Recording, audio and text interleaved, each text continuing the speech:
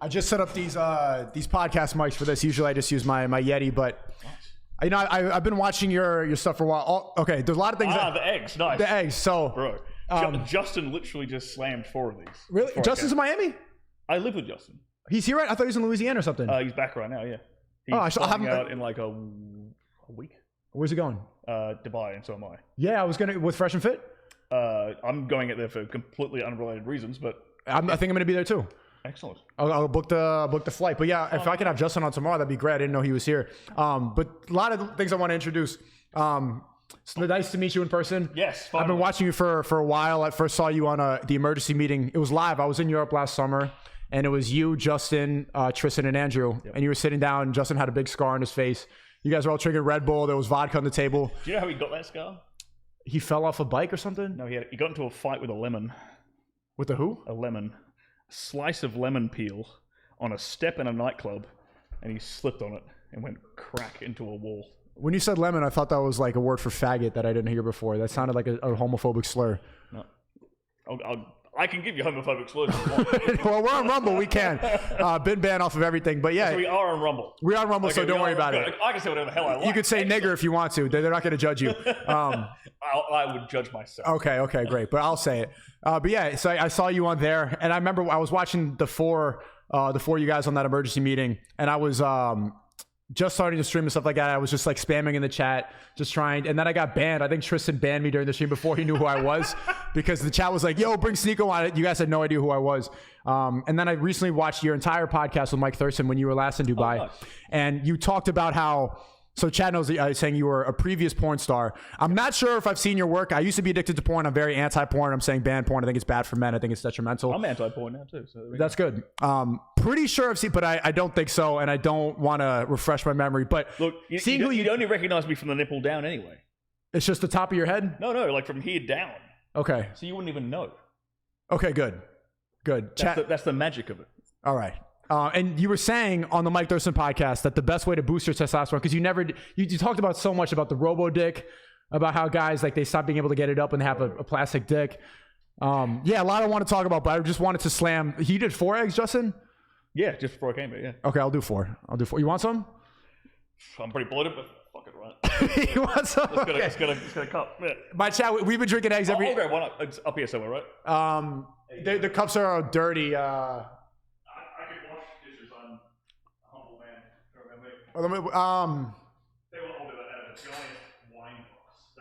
Okay, it's see-through. See-through. They can't call me out for not doing that. Okay. He's washing it. That's a little bit feminine, Chad, but... So, Chad, everybody's going to do it right now. We're all going to boost our testosterone naturally. If Bill Gates is saying that eggs are bad for you and he's looking how he looks, then we got to drink eggs every single day. Do the opposite of whatever Bill Gates does. The opposite of whatever Bill Gates says. If Bill Gates is saying, take 5 more booster shots, I am going to sweat them all out in the gym. I remember seeing recently on Twitter there was some kind of study where it said, I don't know if I believe this bullshit or not, but it was like something to do with like eggs stopping like spike proteins from the jab or something. Is that true? I don't know. I don't really believe anything I read anymore related to COVID. Yeah. So how much of a conspiracy theorist are you? You're on Rumble. Oh, bro, I'm full. You're not vaccinated. There's no way you're vaccinated. I'm not vaxxed. Yeah. Well, okay. I'm vaxxed. Yeah. In like 2 different countries, actually. Oh wow! Yeah. We can talk about that later. Okay. That would get me in trouble. No matter where I say it. I understand. So, what's some other good ways to boost testosterone naturally? Sun. People spend too much time indoors. And you don't use sunscreen, right? I don't use sunscreen. No. Okay. You know what? You know what's interesting? Okay, so I was just back in Australia for Christmas. Australia might be the only country on earth where I think you probably might want to put a little bit of sunscreen on. Okay. I mean, I grew up there, right? But I will get like as red as this part of your chair being out in the sun in Australia for like 20 minutes. Anywhere else on the planet, no problem whatsoever. So.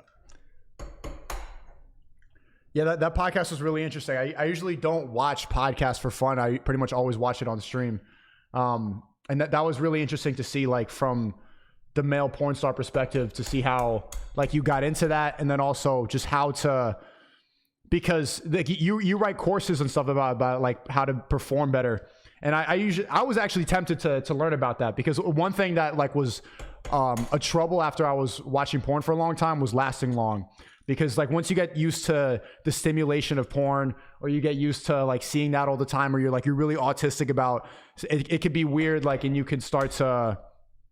But I got better like once I started working out, and when I stopped watching porn, that got rid of it. But like, what are your techniques? And I know it's haram, and like I know it's probably not Christian to have premarital sex. Like I have a pretty religious audience. But what are the best ways to last long? So there's a couple of different things. Obviously, there's a whole mental component to it, right?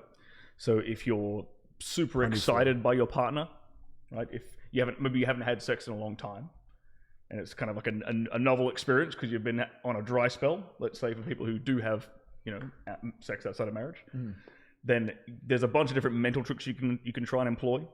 So one of the things I used to do during scenes, and one of my mentors actually taught me this. He was a porn star in like the 70s. He used to count the tiles on the roof during a scene. Yeah. So like that's just one example, but the idea of engaging your logical mind, right? Let's say you realize you're sort of losing control. Yeah. Okay. Because the opposite of this works both ways, right? If I wanted to, let's say I'm not lasting long enough. I'm trying to last longer. Okay. I start to engage my logical mind so that I take myself away from the present moment, right? It's kind of the opposite of what you want to do if you're going for too long. If you're going for too long, you're probably too distracted and too in your head, and you want to focus more on the beautiful woman in front of you. This is actually what I see a lot more with dudes who have a porn problem, is they actually last too long. They last too long. Younger guys, especially, if they have a real addiction with it and they've been consuming it from a young age, they tend to have this problem of they can't. So they're just rock hard, and they're not being. They can't orgasm with a woman because it's not. They don't have the death grip going on with their hand. Yeah, and she's not anywhere near as novel or exciting as all this porn they've watched their whole life. Yeah, but so one mental trick would be engaging the logical mind, just to get yourself back in control. Another thing I tell guys to do is to get more in touch with their body and understand what's called the point of no return. So when you're having sexual relations and you get to a certain point physically, there's nothing you can do right now that's going to stop you from orgasming. Like, you're going to ejaculate no matter what you do right now. You could pull out. Bomboka! And nothing's going to stop you from... Is that Bomboclat? Yeah. That's the idea of the point of no return, right? You're there, and it's like, oh shit, I'm one step over the line. No matter what I do right now, I'm coming. Yeah. Right? And a lot of guys aren't even aware of that moment, that feeling, that sensation of approaching it. They race towards that line. So what's your way to get around that? My technique is like trying to switch positions to buy me some time. That works. Or like a finger or something. Yeah. Like if you want to just delay, right? Eat some pussy if you want to eat pussy. Haram. Probably haram. So switch up the position a little bit. Go for we always used to have a saying in porn, which is do your worst first. So the position that you don't enjoy, that gives you the least sensation, you start with that one. Because then you have more control. Right. Start with the worst position. Yeah. Because if you start with your most sensitive position as a dude, you're starting off losing control. And then you're trying to recover. Right. But if you start off with the one that you don't enjoy the most, and then then you progress towards the ones that you actually do get the more pleasure out of. Cool. You start off in control, and then you can progressively lose control. My problem with doing all this stuff and coming up with all is that it becomes too autistic, and then I'm like, blah, blah, blah, and then 4 hours have gone by. I've done all this technique. Do you want a protein shake for that, by the way? You're just gonna raw dog it. Why not? Is this protein? Is this protein shake? Yeah, a little bit for the taste. Oh, you're going. Yeah, for the taste. Sure, why not? I'm gonna put a little Red Bull in it. I don't want. Right. This is milky. You met Luke, right? Andrew's cousin? Yeah. You know what he does with this? He puts Tabasco in it. Yeah, so does Tristan. I saw a video. I don't get the point. I like it, the sweetness. Luke genuinely likes the taste of this with Tabasco. I despise the taste. I just do it. Chad, everybody do it and send me a video in the Discord right now. We're boosting our testosterone naturally. We are now fighting Bill Gates by doing this right now. Shout out Bill. Yeah, every time you slam one of these, it's like punching him in the face. You're detoxing your vaccine. All the people who didn't want to take the vaccine, this goes and cleanses it from your system. You know what? The most paranoid thing I heard about the vax was that if you sleep with a girl who took the vax, bro, I know you can get the spike. And that's, I think this might have been the thing I was reading, is that eggs can kind of counteract that. Raw dogging a vaccinated girl? Yeah. Okay, good. Oh, I'm hoping. Wait, so what do you do with vaccinated girls? Do you use a condom, or you just don't mess with them? Now I ask. So you're not gonna fuck a vaccinated girl anymore? Fucking avoid it. But you have. I have. So you're compromised. Okay. The other thing I heard was that it was there's like a 90-day. The worst period was within 90 days of them actually getting the jab. Okay. So, and I think when all the jabs were getting rolled out, or at least with the girls I've been sleeping with lately, there's been enough time between them getting the jab and me meeting them that I might be okay. I might be okay. This is some bro science right now. Bro science is the best science. Bro science actually works. I see Pure Crispy in the chat. I want to see if you can answer this. He said, Sneako, my girlfriend cheated on me, but I still love her. Should I apologize to her so she can get back with me? What? Okay, she cheated on you. Okay, he's probably bullshitting. I hope. So you're trying to get me angry? Yeah, he just wants. They want me. I was getting really upset earlier, so they just want to trigger me right now. Let me stir it up more. I really don't want the yolk is gonna make me gag. Yeah. Yeah, it'll do that. This is 4 eggs, chat. See, normally when I do this, I put it in one of those protein shakers with the ball, and if you just go to town on it, or with a blitzer, like you don't even taste it. You break up all those gooey bits. Okay. I am so full right now from dinner. I just had a steak right before. Look at all this. This is like a whole. I mean, you don't have to one shot it. That's not necessary, but you know. Are you gonna one shot it? 4? I'm not gonna one shot that. I'm gonna enjoy this like a gentleman. Bruh. Bottoms up. Cheers, chat.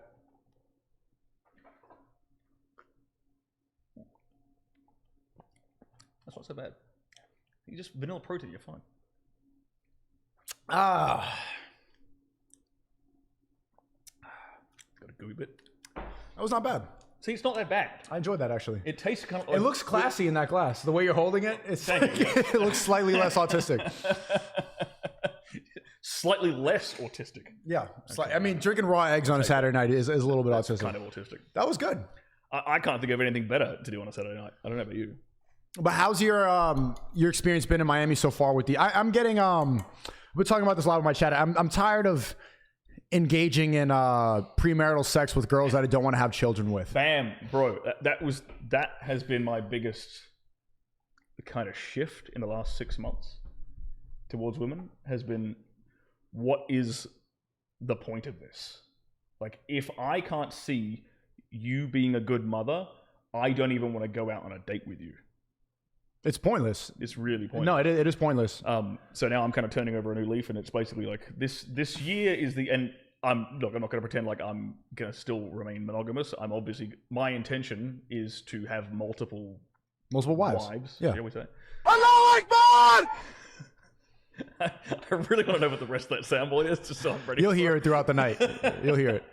But yeah, I'm looking at it from that lens. It's like, okay, does she have these green flags I'm looking for? Would she make a good mother? Obviously, I can get a better impression on the first date, but if there's some giant red flags prior to me meeting her, say on Instagram or however I might meet her, then obviously it's going to disqualify her immediately. And I'm just kind of over the whole casual sex thing, man.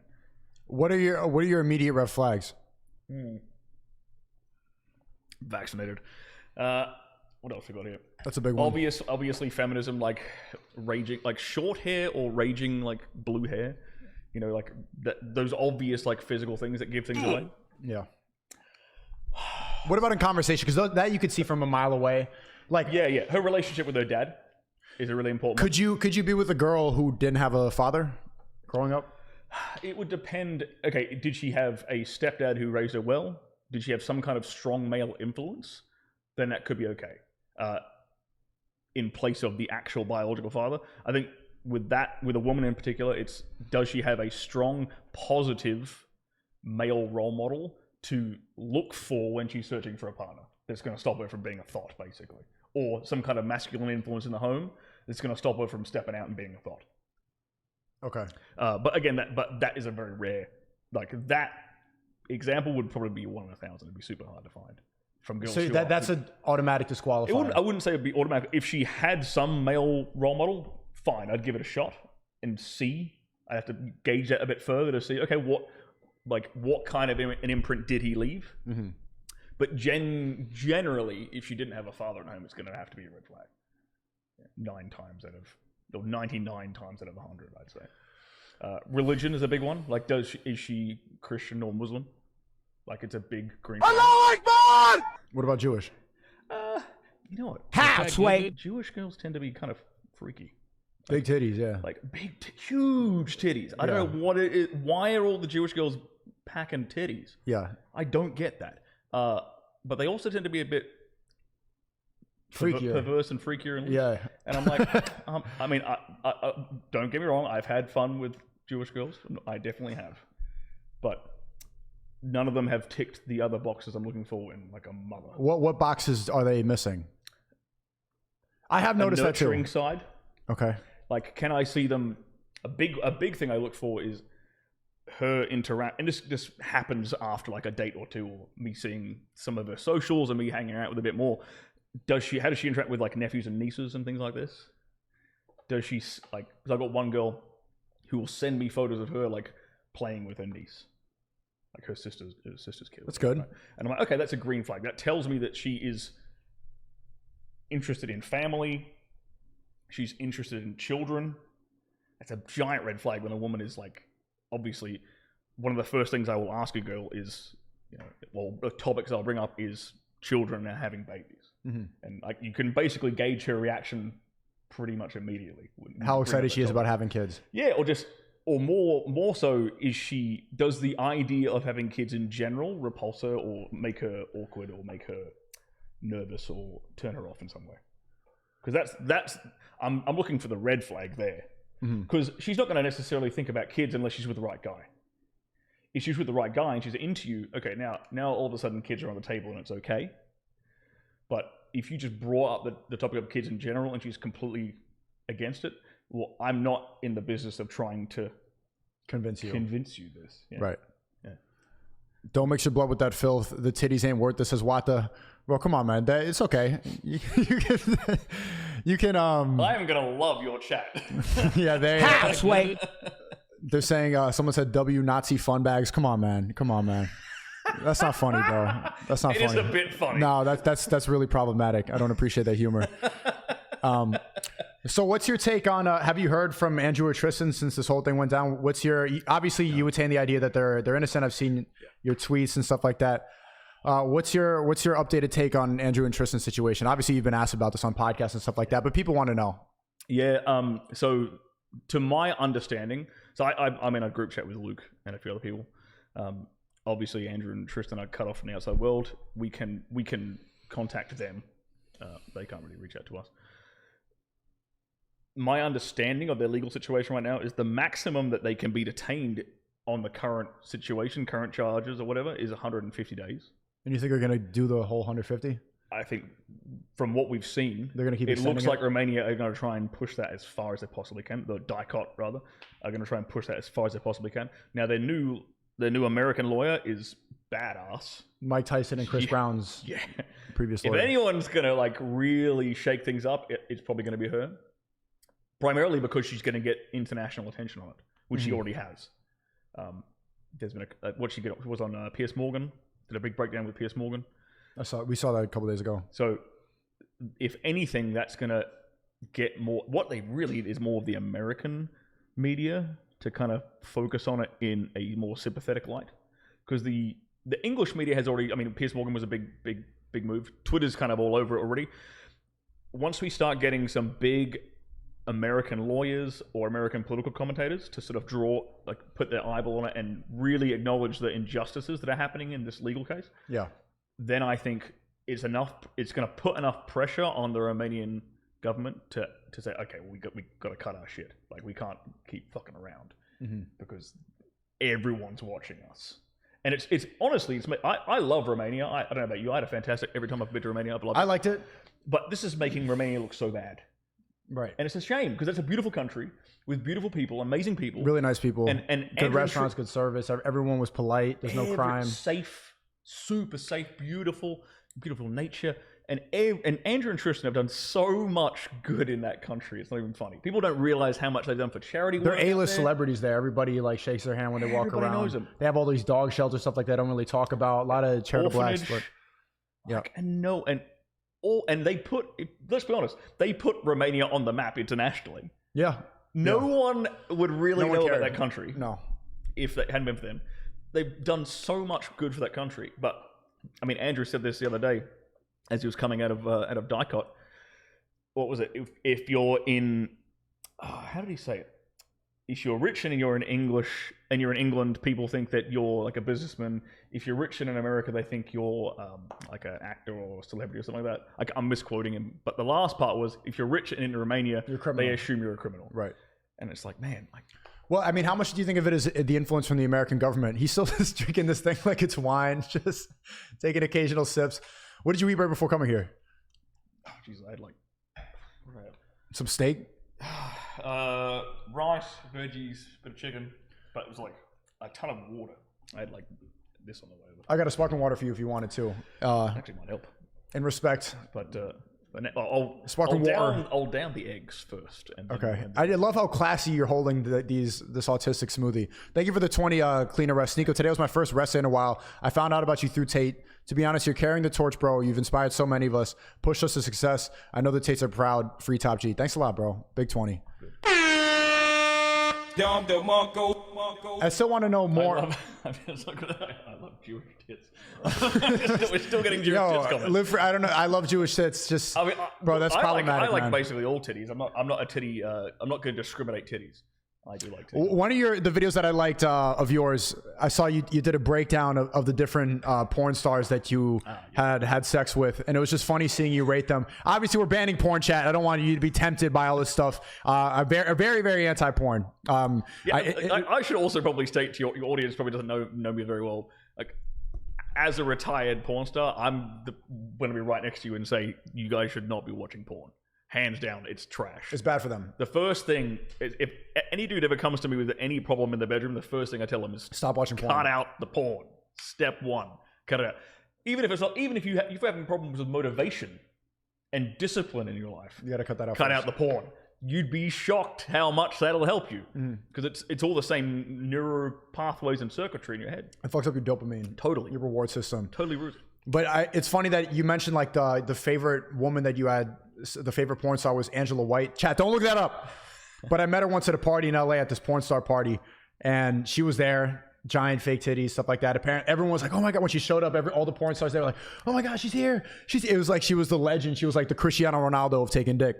And I wanted to just figure out kind of is what made her so special. Like, what do you think differentiates that? Because I've been tossing with this idea for a while. Like, what is actually good pussy? Is it just new pussy? What made hers that special? Why is she the GOAT?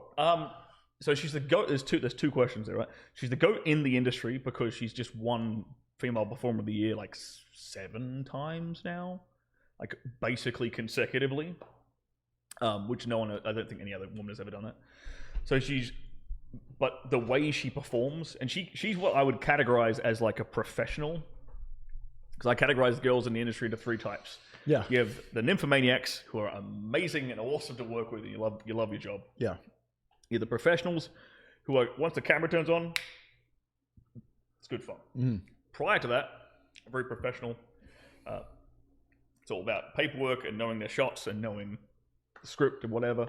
And then you have the complete divas who. And I knew you were the divas are the influencer girls. It's funny that you mentioned Emily Willis and Sky Bree. I don't know if you mentioned Sky Bree. Sky Blue. Oh yeah, different one. But these two, I was supposed to, before I started like realizing how this stuff is like, there's succubus stuff like that. Adam 22, this guy was going to set up a stream and they were going to do like a threesome. And I said, no, I don't want to. But it's funny, like in that same video, like, oh, I know like a lot of these girls. But like, why do you think that they're divas? Is it social media, like the false ego, something like that? Yeah, I think in general, and this is not obviously not every younger girl in porn I've met, but in general, the younger ones tend to have been tainted by the incessant amount of attention they've gotten from Instagram and Twitter and stuff. So they get this giant ego and they get all this power in a weird way. People have this weird notion that the porn industry is run by men. It's not really. It's really run by women. If you think about who actually has power in the industry. In the industry, but like who runs MindGeek, for example? Okay, like is in the owner of the company, dude. But the day-to-day operations is women. So like me tweeting something out on Twitter, for example, would not impact anyone's career whatsoever. Okay. Someone like Emily Willis, as just one example of many young girls in the industry, if they tweeted out something slanderous about a male porn star, his career is basically over. They can they'll be able to cancel a director, they'll cancel a dude just because they're in a bad mood. Just because someone said something on Twitter they didn't like, or just because someone looked at them funny on set or whatever. They have that power. And there's zero accountability too, because every single one of their white knight simpy fans on Twitter will back them up and pile in on somebody. Yeah. And it's just one example of the power they wield. And so think about that, like 18, 19, 20-year-old girl, all this power, no responsibility whatsoever. You're gonna end up being a bit of a diva. I don't even really blame them for it. It's just the consequence of the environment they're in. Like, I'm sure if I was in this situation, I'd probably be a bit of a diva too, honestly. And they've never really been humbled. Never been humbled. So the moment they come across a dude who disagrees with them, doesn't put up with that shit, all of a sudden he's the bad guy. He's a misogynist. He's this. He's that. Whatever. And think about the atmosphere on set too. If you're on a shoot, everyone is acutely aware of how sensitive these women are. So every man they interact with on a daily basis is kissing their ass and telling them they can do no wrong. The director, the lighting guy, the makeup girl, the co-star. Because if I piss her off on set, no one's making money that day. If she's pissed off, she ain't shooting, we all go home without a paycheck. And it's my fault if I pissed her off. You won't get paid, really? No, they'll kick me off. Like, if she walks off set, we're done. We're done for the day, basically. Unless they can find a girl last minute. Which is hard. Yeah. And the director will hate me still, and he'll never hire me again. Right. So there's all these incentives that are pointing in the wrong direction to hold that woman kind of accountable and keep her, like, based in reality, if that makes sense. What was your least favorite part about doing porn? And did you watch it studying it or for enjoyment? Studying it. Okay. Yeah, like a total artist. I was like you were artistic about porn. I used to enjoy it, recreationally, let's say. Yeah. Before I got into it, and then once I was in it, it was just pure autism mode, like angles and lighting and transitions, moving from one position to another. Like, how does he do that? What's he doing here? What's it like? I got super autistic about it, super duper autistic about it, and that's why I was only in it for like 5 years, but I did a pretty good job for a dude in his 30s getting into it. And coming from like Australia to then make it into the English porn scene, get flown out to Europe and shoot with stars like Rocco Siffredi, and then get flown to America to shoot and end up shooting for all the biggest companies on the planet, like Brazzers, Evil Angel, Kink, all these guys have shot me. So I think that's a pretty... No one else has done what I did in the space of time I did it, and across multiple continents as quickly as I did. Just because I was a complete autist about it. Yeah. And I networked well. So it's really a skill to master. It's like an actual profession. Yeah. You have to know, like, angles. You have to be acutely aware at all times where the camera is, while simultaneously ignoring the fact that anyone in the room, so you can keep a boner. Yeah, see, it's funny. When I saw you on the Thurston podcast, you were talking about how you started off going to swinger parties.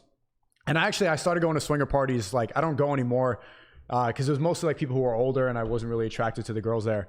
But I started going when I was like 21. And I've been to a couple, like, and the weirdest part, the part that I couldn't get over the fucking state, like other people watching, like in theory, that sounds like, Miami people love to fuck on the balcony. People like that thrill of being... everyone in Miami, that's a common thing. Vegas, like, woo, they rip off. But like being in a room with it all there, like, just people like that. How do you get over that? Or did you like it? Yeah, I didn't get over it. I liked it. Okay. And I realized that. And that's why you're a performer. Yeah, that was it. I'm an exhibitionist. And I realized that at my first ever swingers party. I was super duper nervous before I walked in the door. I was invited by a girl who was like a unicorn or whatever, and she was the person inviting me as her plus one. What is unicorn for the people that don't know? Unicorn is basically a single woman in the swingers scene because everyone wants her, and she's hard. You can't catch her. You can't catch unicorns, right? That's the mythology of unicorns. So everyone wants a unicorn. Everyone wants a whore. So the couples want her. Oh, right. Oh, the threesome girl. That's what they say. The threesome girl. Yeah. Okay. So she invited me, and she got to the party before me. I think she was already, busy doing her thing, and so she wasn't answering her phone when I rocked up. And I'm sitting in the car thinking, I'm pretty nervous. I don't know if I want to do this. I don't know if I can do this.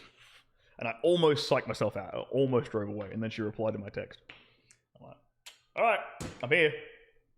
Went upstairs, probably about 10, 15 minutes later. I'm totally naked, walking around the park, like banging one chick, banging another chick, having a conversation with somebody, totally naked still, cock out, having a conversation over here, fucking this chick, fucking that, and then like putting on like a grand finale orgasm show for like the party at the very end of the party. And I loved every fucking second of it. But that was me like, oh, okay, this is like, I've tapped into something that I'm comfortable with, like the exhibitionist side of things. And that's when I was like, you know what, maybe I could actually do porn. Because it's basically that. It's basically putting on a show, entertaining. That's the mindset you kind of have to get into anyway, of being like, getting off on putting on a performance. Yeah. What do you think that is the number one thing holding guys back from, like, you teach guys how to perform better? What do you think is the number, besides porn, like, what's something that you realize that, like, a skill that you've had? Because you're talking about it as if it's a skill you master. And I think, yeah, for everybody committing premarital sex, I mean, that's what it's something that you get better at as you progress. You can get better in a marriage too. Yeah. But it's kind of on easy mode too, because it's one. You've only got to master one body. Like, you've only got to figure out her body. You'd have to figure out every woman's body, if that makes sense. But figuring out a lot of women's bodies helps you with that one woman, because you're going to learn a lot of things that she might not even know. Correct. What do you think is like some advice you can give to guys who want to commit sin? I love how you phrase it like that. Yeah, because they're getting... yeah. It's totally true. Yeah. I think guys get in their head too much about pleasing her. Now, like, don't misinterpret this, but so I mean, I for example, I enjoy getting my partner off. Cool. And I'm sure there's tons of men who do enjoy that as well. But if I went into a bedroom encounter with the mindset of, I need her to orgasm to feel good about myself, I need her to come to or climax for me to feel self-esteem, and for me to feel attractive and sexy and confident, then I'm setting myself up for failure. And ironically, it's going to be even harder to make her come because you're going to be thinking too much. A lot of like woman's pleasure derives from you enjoying it. Women get off on getting men off. Right. Their ego is attached to that. Their entire sexual ego is based around male approval. Bingo. Especially if if you're in a bedroom with a woman, and you don't get a boner. She's mad. Women's first response is why? Yeah, it's actually dudes don't even realize this. Women's first response is a self-esteem damaging one.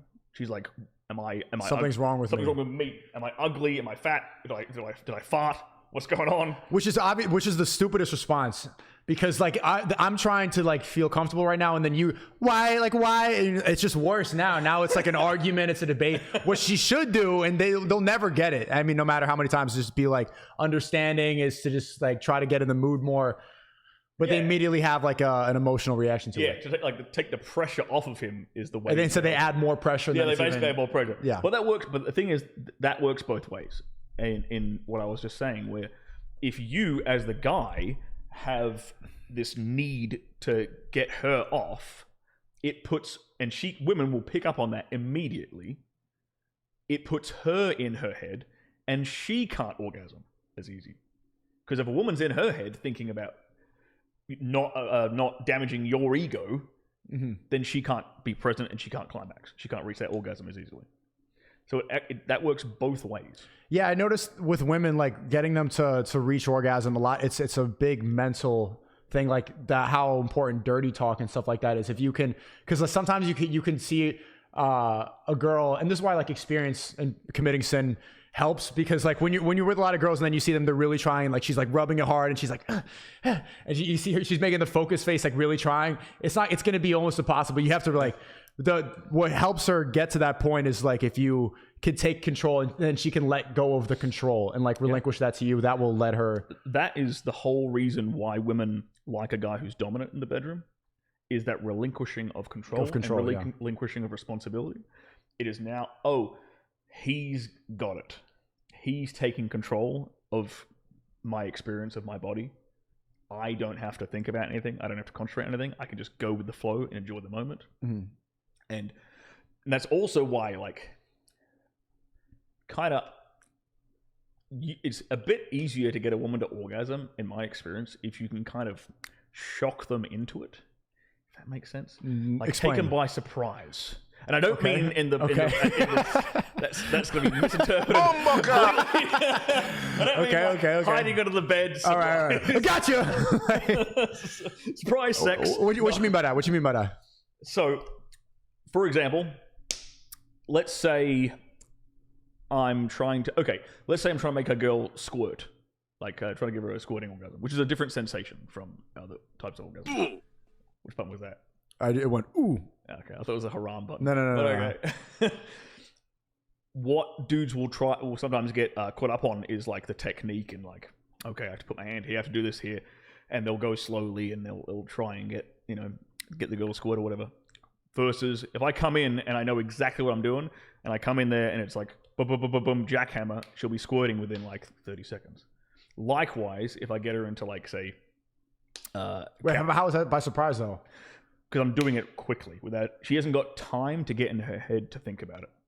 I'll give you a better example. I'll give you a much better example. But how is she wet enough for that? So you go in there and you can curve the fingers, right? I'm stimulating the Skene's gland, so I'm actually producing the back of the clit, the G spot, the wrinkly like patch that on the inside. Yeah, okay. But a much better example than that would be, let's say I have her in cowgirl. She's on top of me. All right.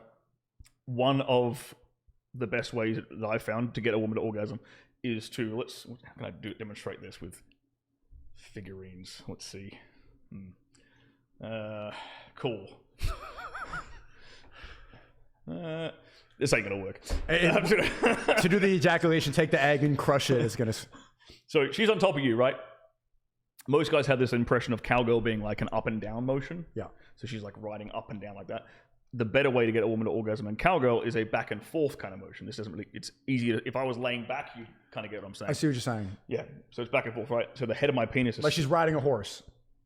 Yeah, kind of like that, right? Okay. And that's women will do that when they grind on a dude, right? Yeah.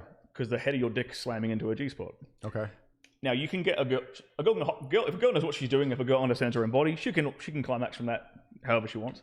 If I get her in that position and I take control of her and start very forcefully doing a back and forth motion on her quickly, without her expecting it, I can get her to climax very, very, very fast. Okay. Because it's taken her body by surprise. She ain't got time to get in her head.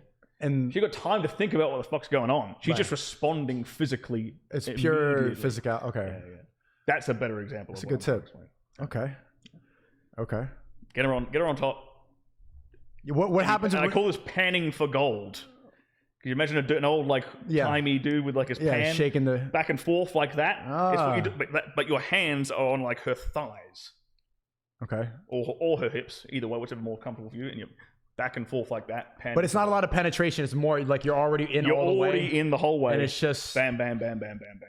Yeah. Okay. Yeah. And that's not that much stimulation for you, so you could pretty much last pretty long in that. Yeah. Okay. All right. W Haram. All right.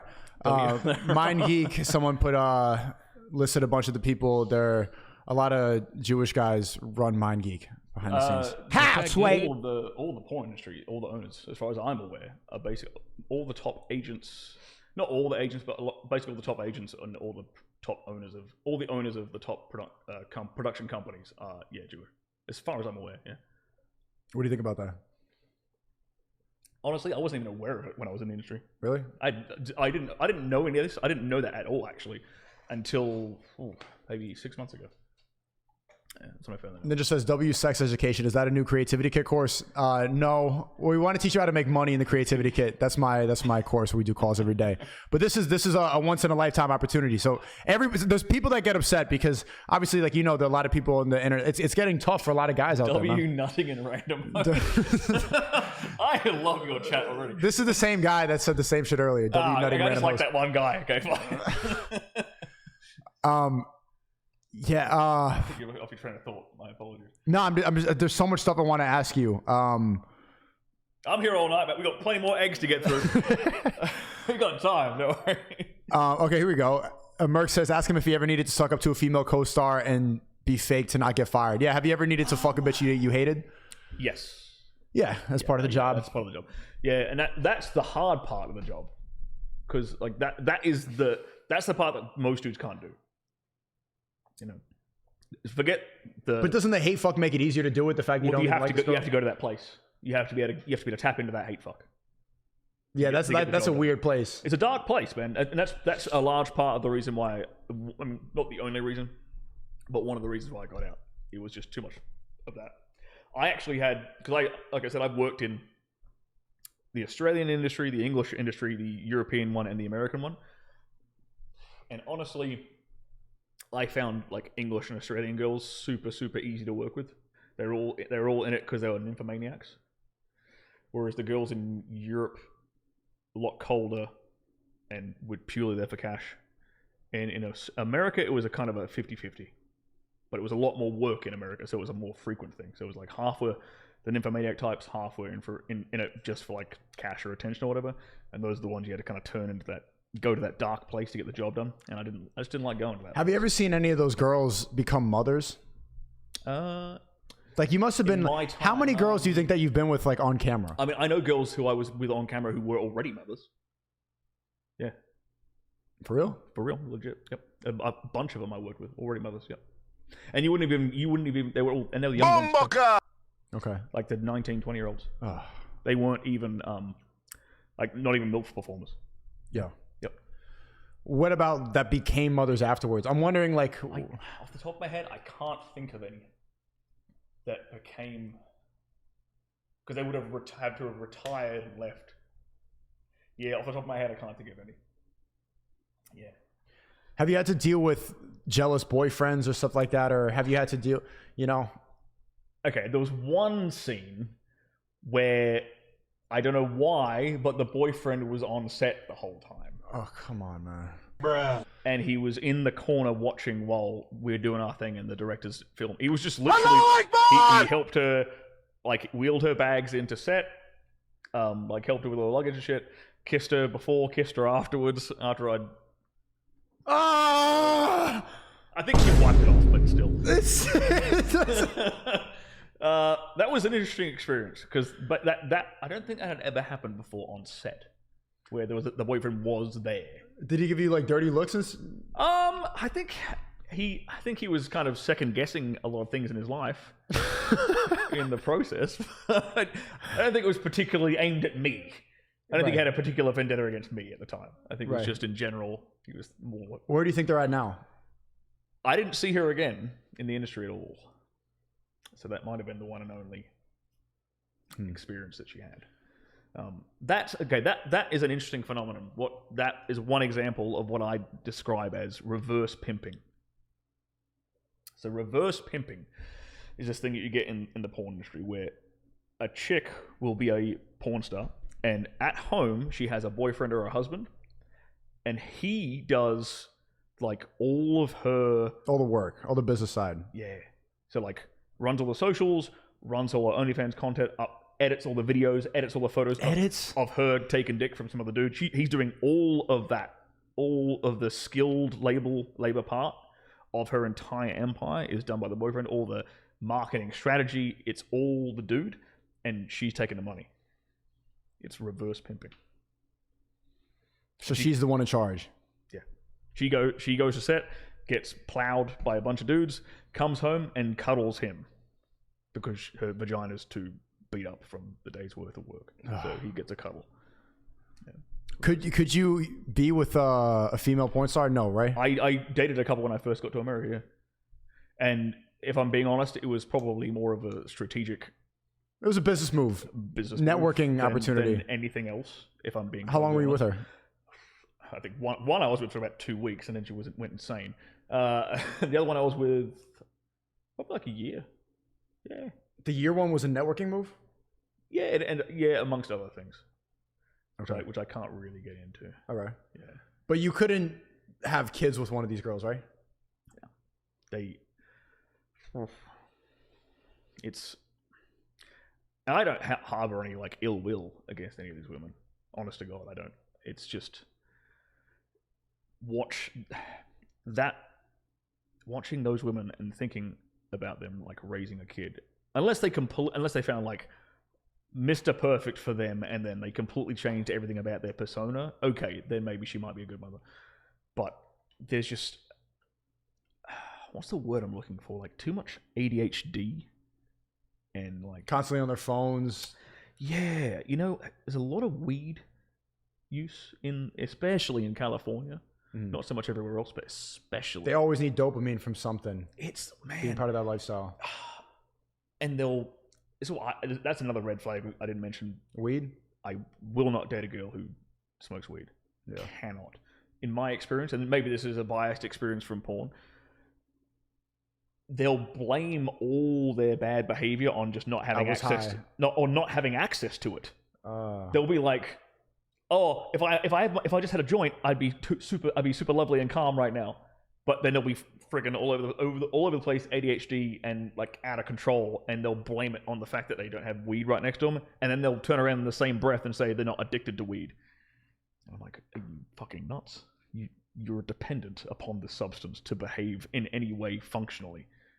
This is a problem, my dear. You need to like seriously look in the mirror and realize this is a problem. Did you ever like have a moment where you're in this industry and you're thinking like, this is degenerate? I'm around a lot of... I mean, like, I am degenerate. Like, day one, I'm like, this is perverted, I'm degenerate. Okay. Yes, I was under no delusions that was the fact. I'm wondering if like you were ever on set and like you're there trying to get the angle, you see the guy with the lighting, you're in there in position, you're sweaty, the girl's like in between, okay, again. You see the guy holding the boom, okay, and he's just there watching you. Like, how do you... They don't watch. They're looking at the ceiling? None of them watch. On their phone? Yep. You would, you talk to any guy who works as, like, an assistant, a lighting guy, the boom mic guy on a porn set, after, like, the first week, they're over it. After the first week, it's novel and it's exciting. They're like, and then they become titties. Completely desensitized to it. They're totally desensitized to it. And then it's just... They're literally just sitting there, they're like, mic's in the right spot, whatever, on their phone. If the director gives some instruction, now they're paying attention again. That's literally it. Yeah. What did you learn about male and female dynamics doing this? Because it's probably one of the most animalistic jobs in the world. Yeah. Which, like, feminists, they always like to say that everything is a social construct. Nothing is, like, it's not real. But porn is biology, Yeah. What did you learn about that? Or, like, what's something that you know that the average person doesn't know doing this industry? Like, behind the scenes? Because a lot of people in here, like, a lot of people struggle with porn addiction, stuff like that. It's actually really fascinating to see the other side of it. Yeah, I mean, this is not really the male-female dynamic side of it, but most dudes would be very surprised to know that a lot of these girls are complete nerds. And I mean that, so I'm a nerd. So are the dudes. The men and the women in porn are all nerds. Like anime, gaming, bunch of. I like finding patterns and things. And one of the biggest patterns I noticed was, especially in America, was how many people were into like hentai in the porn industry, or they'd been exposed to hentai as a teenager, and that they ended up in porn, which I thought was very, very interesting. Maybe that's what helped them become desensitized to this whole thing, like super degenerate, super perverted. Yeah, very likely. That wouldn't surprise you. You get exposed to that extreme level of pornography in your teenage years. I wouldn't be surprised that manifests into that.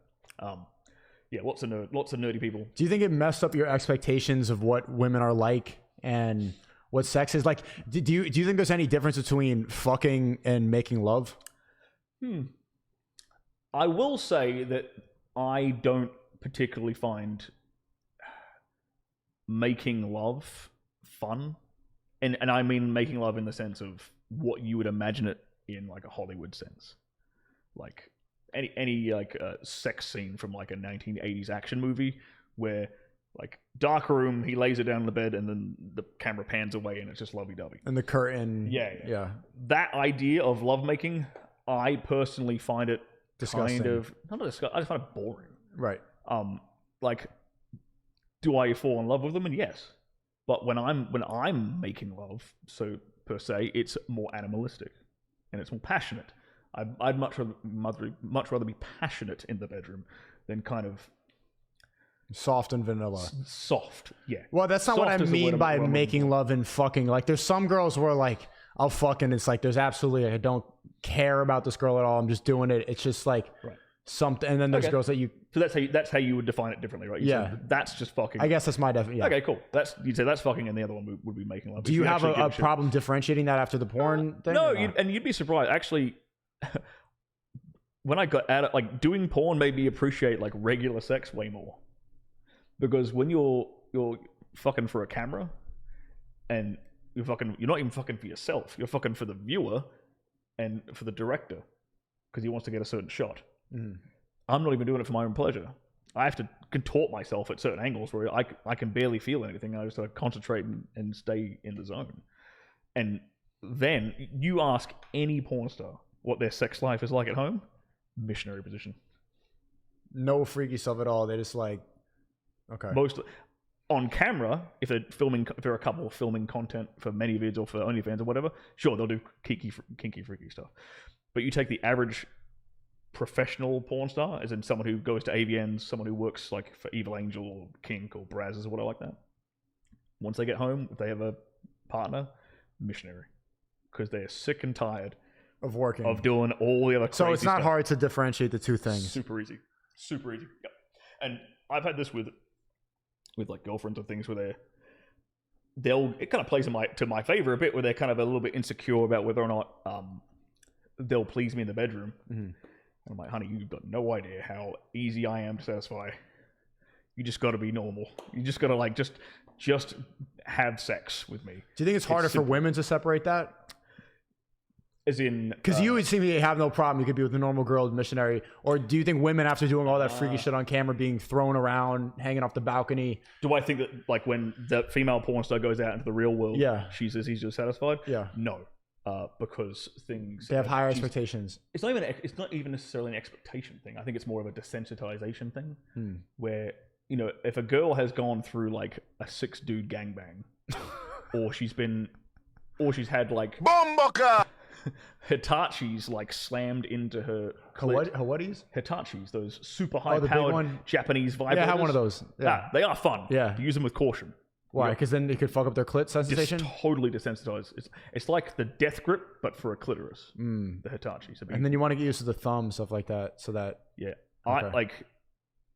I actually prefer to do the complete opposite and like tease the shit out of them. And then use it?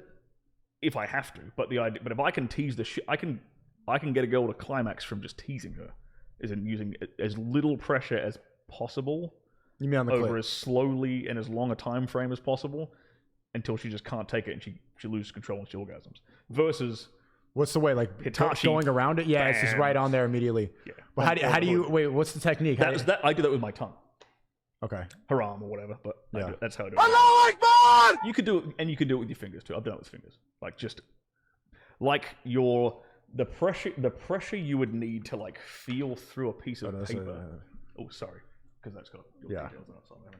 The pressure you would need to like feel through yourself through a piece of paper, in terms of like that's how little pressure you kind of need. Mm-hmm. And you start at that low end and then slowly build up like the pressure and the like a movie. You want to build up to the climax. Yeah, anticipation, man.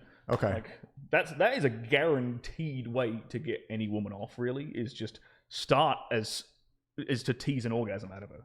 Mm-hmm. But going back to the point you ask about, these girls who've been in porn, they've had things at like 10 out of 10. Like the volume has been at 10 for like years. On the Hitachi. On everything. So it's like, is, and obviously it depends upon the woman, depends upon the relationship she's got with the guy she's having sex with, but unless she's like super duper into him, it's going to be harder. You know, like that mental component, like I was saying. What about the pair bonding thing? Because I've noticed, like, when I've made girls orgasm or when I've given them a really good time, then they start to, like, afterwards, they're like grabbing you, calling you, like, I'm drunk, like, just trying to, you know, there's a different component. Like, you can, but you bust in that girl's face or whatever, then you don't care. Like, you just move on with your life. You're out with Justin Waller. What happens, the next day? What would happen is, with a porn, like specifically with a porn set, if we have amazing chemistry and I just push all of her buttons, then we're very, very likely to be shooting content afterwards. We're going to get each other, we're going to exchange numbers after the scene's done. Okay. We're going to hit each other up on Twitter, like, hey, come over, let's shoot some stuff for OnlyFans, whatever, blah, blah, blah. Right. That's what. That's the porn star way of saying I like you. Basically, yeah. Let's do OnlyFans. Let's do content. That is literally it. Yeah, let's do content. Okay. And you don't realize how lazy that makes you as a man. For like 5 years, my sex life consisted of, it's scheduled into my diary. When you're fucking. That's phase one. Step one, layer one is I'm shooting this day with this girl, 4 or 5 different women, whatever. Cool. And then the ones of those that I hit it off with, okay, on the weekend we're going to shoot content. And that is literally a case of me sending a text message over Twitter saying, would you like to shoot content? That was the extent of my game for 5 years. So you're saying you had a rough time going out to a bar and trying to show game when after I retired, I was like, I'm rusty. Yeah. I had to get the training wheels back on again. Like, how did I do this? I can't remember how I did this. Oh, now I've got it back again. I've got it back again. Trust me. But it took a bit of shaking off the rust, because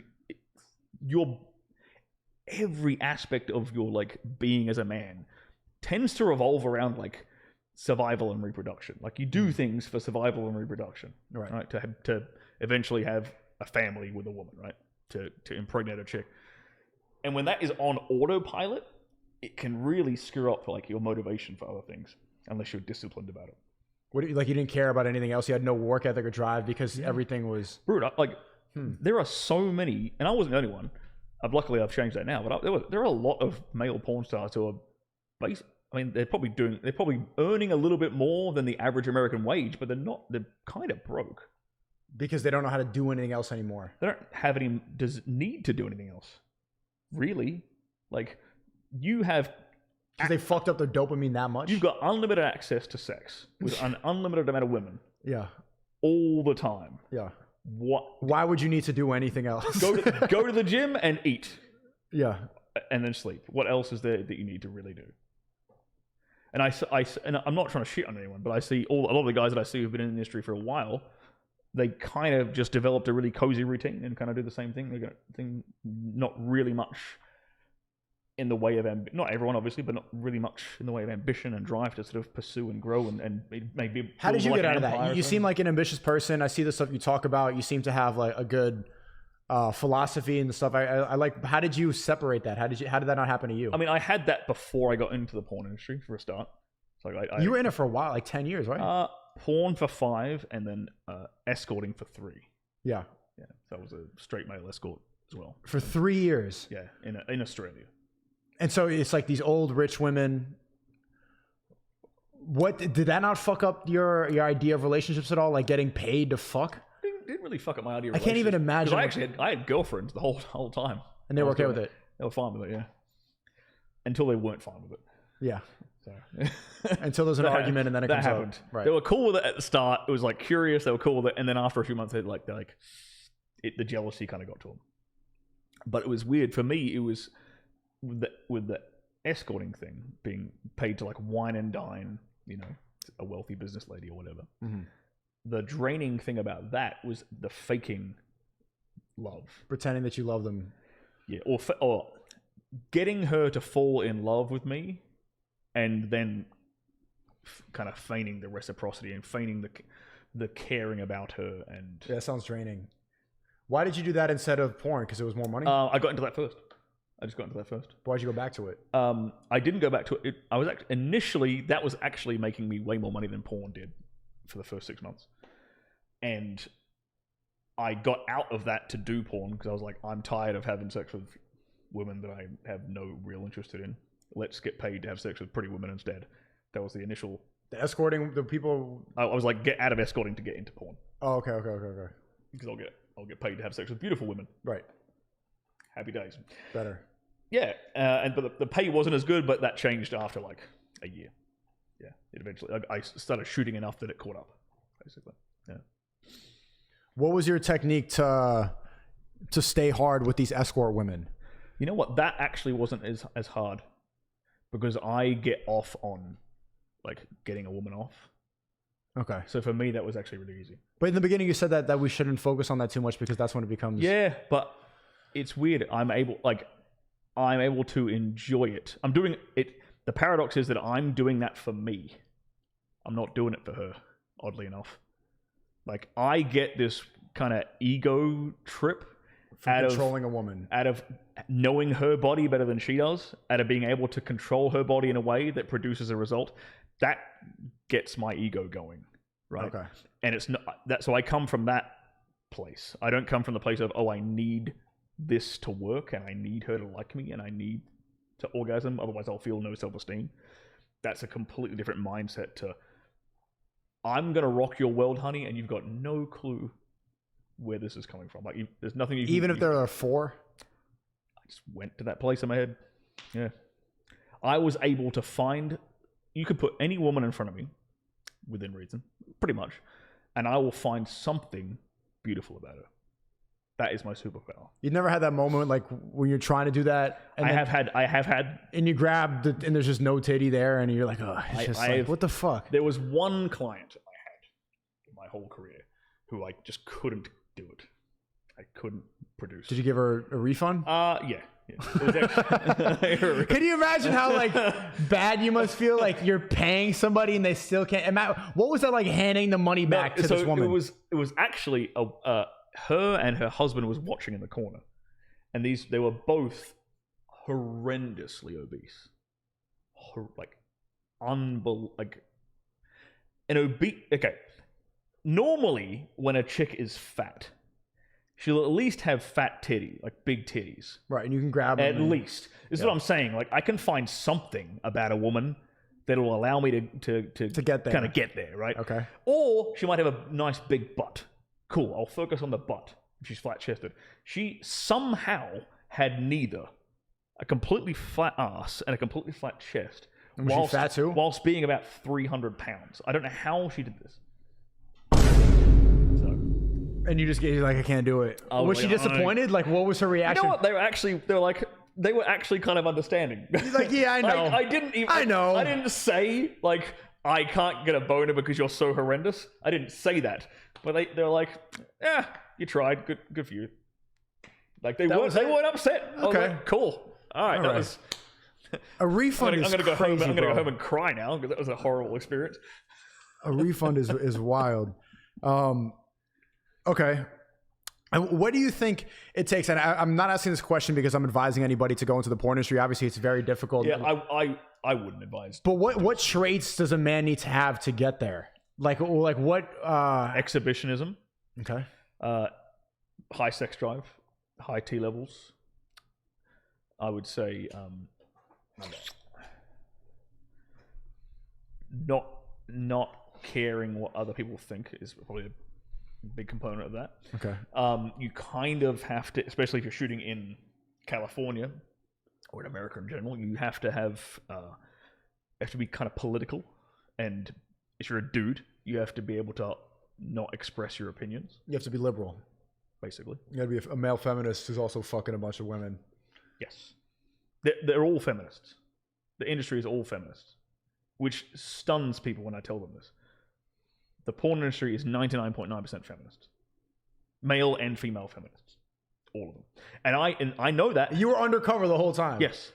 So that was another giant reason why I got out, is for 5 years, effectively, I had to not express my opinions. And I'd have to go to set every day and hear them talking all this liberal bullshit. And this is when I got in when Trump got elected. Oh, and you had to keep that quiet. I was undercover. And I was a Trump fan. I'm like, I voted for Trump. I boy. liberal college, same thing. I couldn't say it, couldn't do anything, and eventually you just crack. Thing. You just crack. I mean, I'm not so much a fan of Trump now with the whole vaccine rollout and stuff, but that's the one. There's a couple things, but still. Given what 2015 Trump legend. Yeah, right. But, going to set every day and everyone just shitting on Trump and saying... He's a racist, and then you gotta fuck her. All this crap. Yeah. And then I had to... So I would... For my own sanity, I would have to try and redirect conversations so I didn't get annoyed at the person I have to put my penis into. It was fucked up minefield of, political commentary and stuff. But because I am, conservative, right-leaning... I knew I could immediately identify the other people in the industry who were also conservative and right-leaning. How'd you tell? Because they would not say all this crap. They would also be... Just nodding their head, yeah, okay. Just not saying anything. And then you get... And if you got, it was just me or him, usually it was a director, right? Because he's making the money. Right. Surprise! He doesn't get to live in delusion. He's in charge of people. Right? Or it was a male porn star who just didn't say anything ever. Especially on Twitter. No male porn stars ever express any kind of political opinions on Twitter. You'll see female porn stars do it all the time. Because they push that type of agenda. And because they never get any retribution for their opinions. None of the dudes who are following them are gonna say, well, I don't agree with that liberal point of view, but I like your tits anyway. They're all just gonna agree with them because they're simps. Versus the dudes, like I said before, the women have kind of all this power in the industry where they can cancel a guy immediately. If a dude came out with a right-leaning opinion on Twitter, gone. The next day he would be over, no career. Guarantee it. So you're saying that the porn industry is a liberal, feminist, Jewish industry? Californian industry, yeah. It's all... Because I've noticed... Because I've shot in California, I've shot in Vegas, and I've shot in Miami. And the Miami industry is very... Not massively different, but you notice the politics are nowhere near as liberal here in Miami in the industry as they are in California. Right. And you go and shoot in Europe, they don't give a fuck. The Europeans are based. They don't care. Yeah, the Europeans don't... They don't talk about any of this crap. They're just like, let's fucking make money. But you can't really be a tradcon. They're more machismo in Europe too. You can't be a tradcon porn star. That goes against the whole... I'm about as close as you can get to a tradcon porn star. Really? I guess, yeah. You go to church? No. But I date women who do. Okay. They're able to forgive all that and accept all that? Have you had... One of my girls is a pastor's daughter.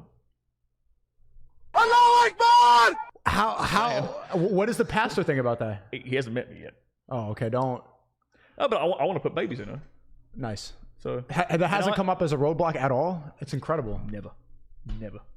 I'm just as shocked at that as anyone else. It's funny with the difference of the double standard. You wouldn't date a female porn star, but a pastor's daughter. To be honest, I have in the past. Yeah, I know, but you didn't want to have kids with them, and it was for networking opportunity. It's not the same thing. But now I would not go near that. Yeah, and yeah, man, when a woman's in love with you, she will. That kind of stuff doesn't really bother them. Now, granted, you put me in front of some super religious woman from the Bible Belt here in America, okay, she might not kind of accept it. But the Eastern European girls I've met, fine with it. They go to church regularly. They're fine with it. Particularly probably because I'm retired.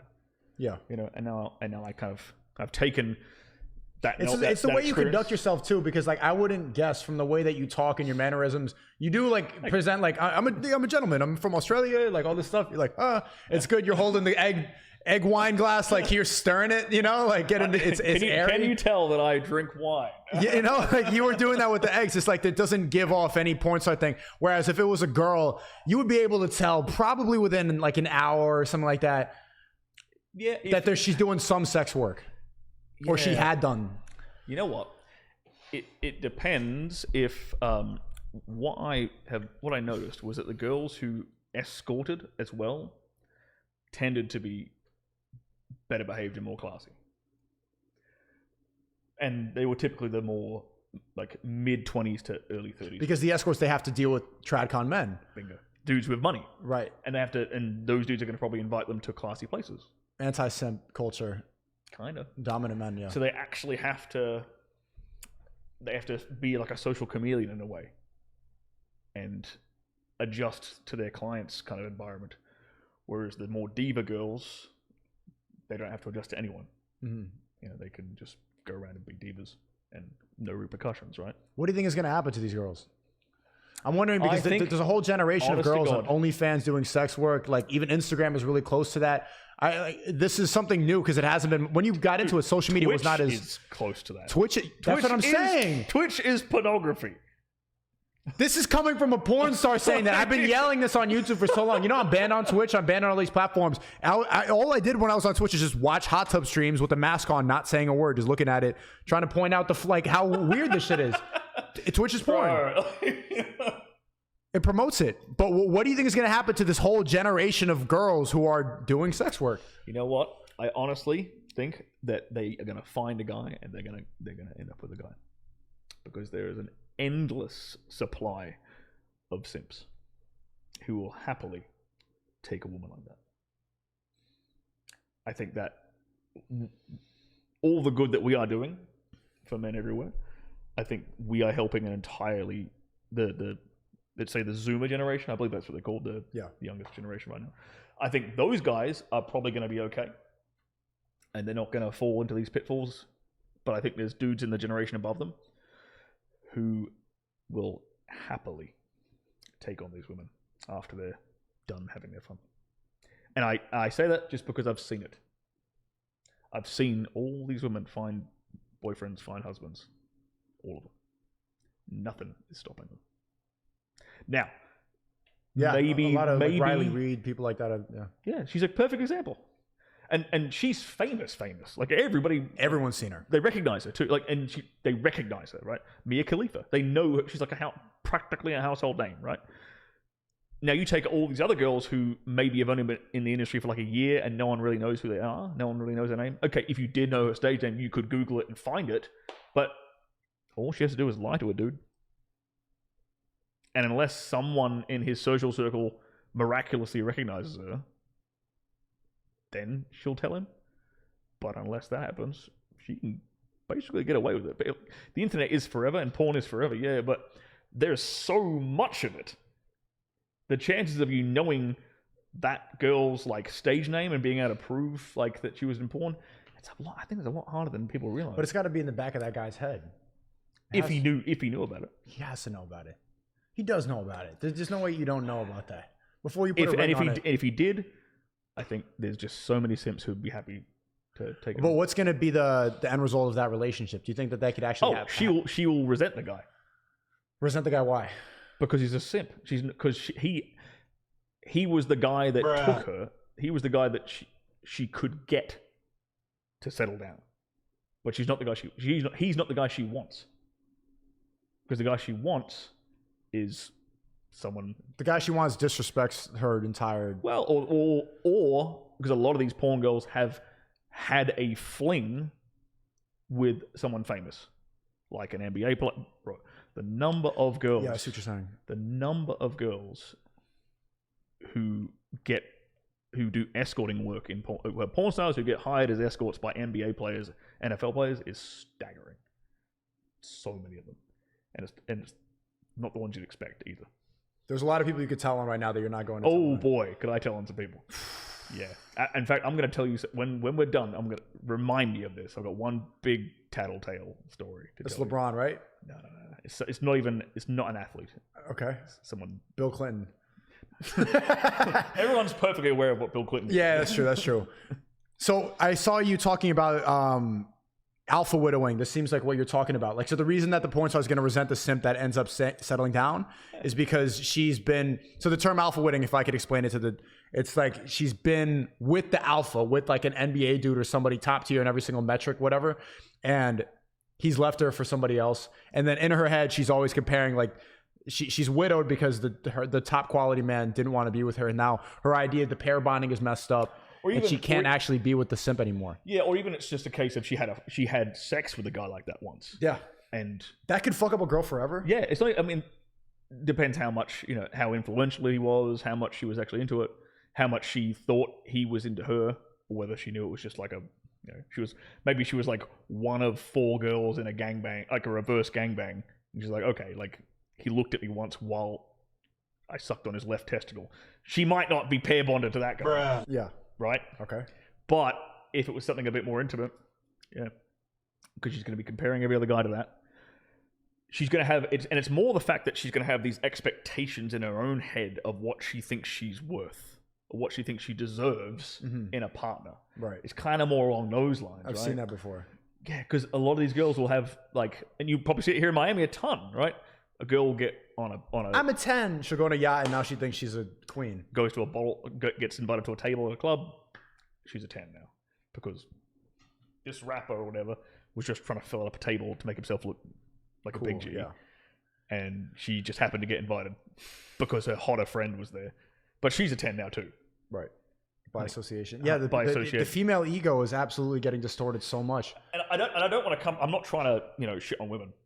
You're just talking about the truth. I'm just trying to be honest, and it's because honestly, because I sympathize, like I feel empathy for that woman, because I'm like, if she was a bit more level-headed and in tune with reality, I don't think she'd set herself up for failure. But I think with that attitude they have of that over-entitlement, they're setting themselves up for failure because they're going to just make bad decision after bad decision after bad decision and expect the world to give them things that they aren't necessarily entitled to. I've dealt with that on really small scales, and it confused me a lot at first.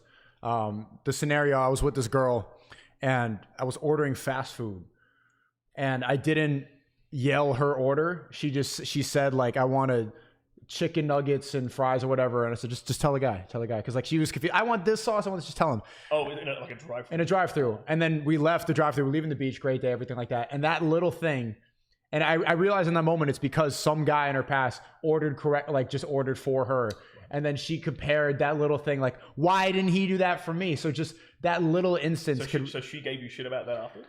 She was just being all quiet, and like a great day was ruined over a little thing like that. Yeah. And I analyzed that situation so much because, like, how could a perfect day be ruined for this one little? Imagine if that happened to me, I'd be like, okay, he just didn't want to say it that loud. Bro, but this month alone, I've forgotten 2 of my girlfriend's birthdays, and they still love me. They didn't give you any attitude. 0. They're like, oh, it's okay, baby. I understand. You're busy. You're on the other side of the world. They didn't give me. I literally didn't. Well, one of them I didn't even know, and the other one I wrote it down and I just completely forgot. What's the best way to avoid that? Because that's the biggest headache. When you're focused, when you're doing your work, and then it's like, why? How do you navigate that properly? Like, when they bring up the drama? Yeah. How do you avoid drama? Yeah. I just don't respond to it. Because otherwise I'm training allowing it. Yeah, you're trying to do it again. To respond to that, and I don't. That sounds derogatory, but I'm not trying to compare women to like a dog or something. But it's like human beings are human beings. Like, we respond to incentives, and women love attention and they love emotion. So I want to try, and if I'm in a relationship with a woman and I genuinely care about her and I want to create something long lasting with her. Every time she does something I like, any kind of behaviors that I really, really want to see more of, I'm going to give her as much positive emotions as I can, or emotions in general as I can. So maybe that's like a bit of up and down. Maybe I'm teasing her a little bit, like for doing something really, really nice for me, like cooking or cleaning, or whatever. Like, oh, thank you so much, baby. I love you just don't reward bad behavior. Like, I love you, but you missed a spot. Right. Fuck. Like, she'll punch me in the arm. Cool, but I've given her emotion that attention and emotion, which is what she wants. Mm-hmm. And that's my reward for doing this thing I want to see more of. If she's acting like a dickhead and getting all emotional and stuff, I literally just don't reply. It's really as simple as that. 99% of the time, I just don't reply on the phone. I just because I don't reply I'm a terrible at texter. That's fucking awful. Yeah. Like, People think most of my friends probably think I'm ignoring them, but I'm just not good at like responding to texts and shit. Do you think that you can be with a girl that you've broken up with many times? I was asking Justin Broken about up this. with? Yeah. I know Justin does, but has gone back and forth for fun. And I could do it. I've done that for fun, yeah.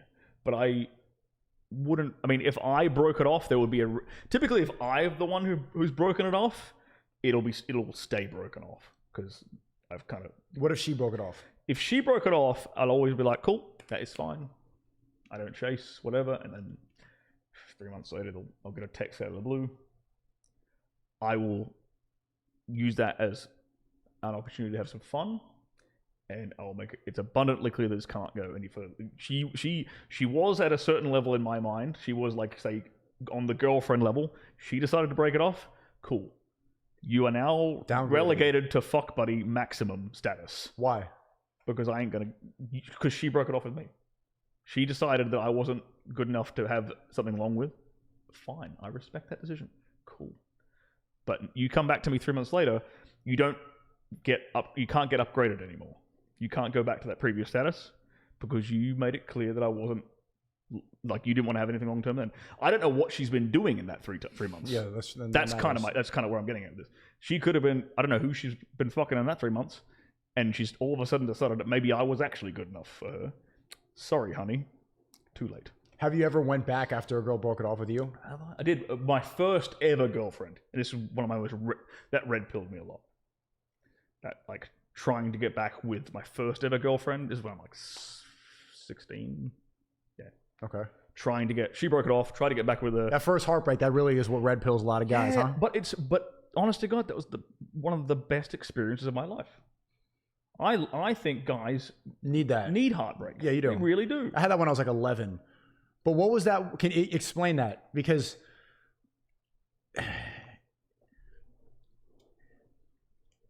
I've been tempted to go back to certain girls that even if it hasn't worked for a lot of time, because it's like, do you value the familiarities at all? No, actually.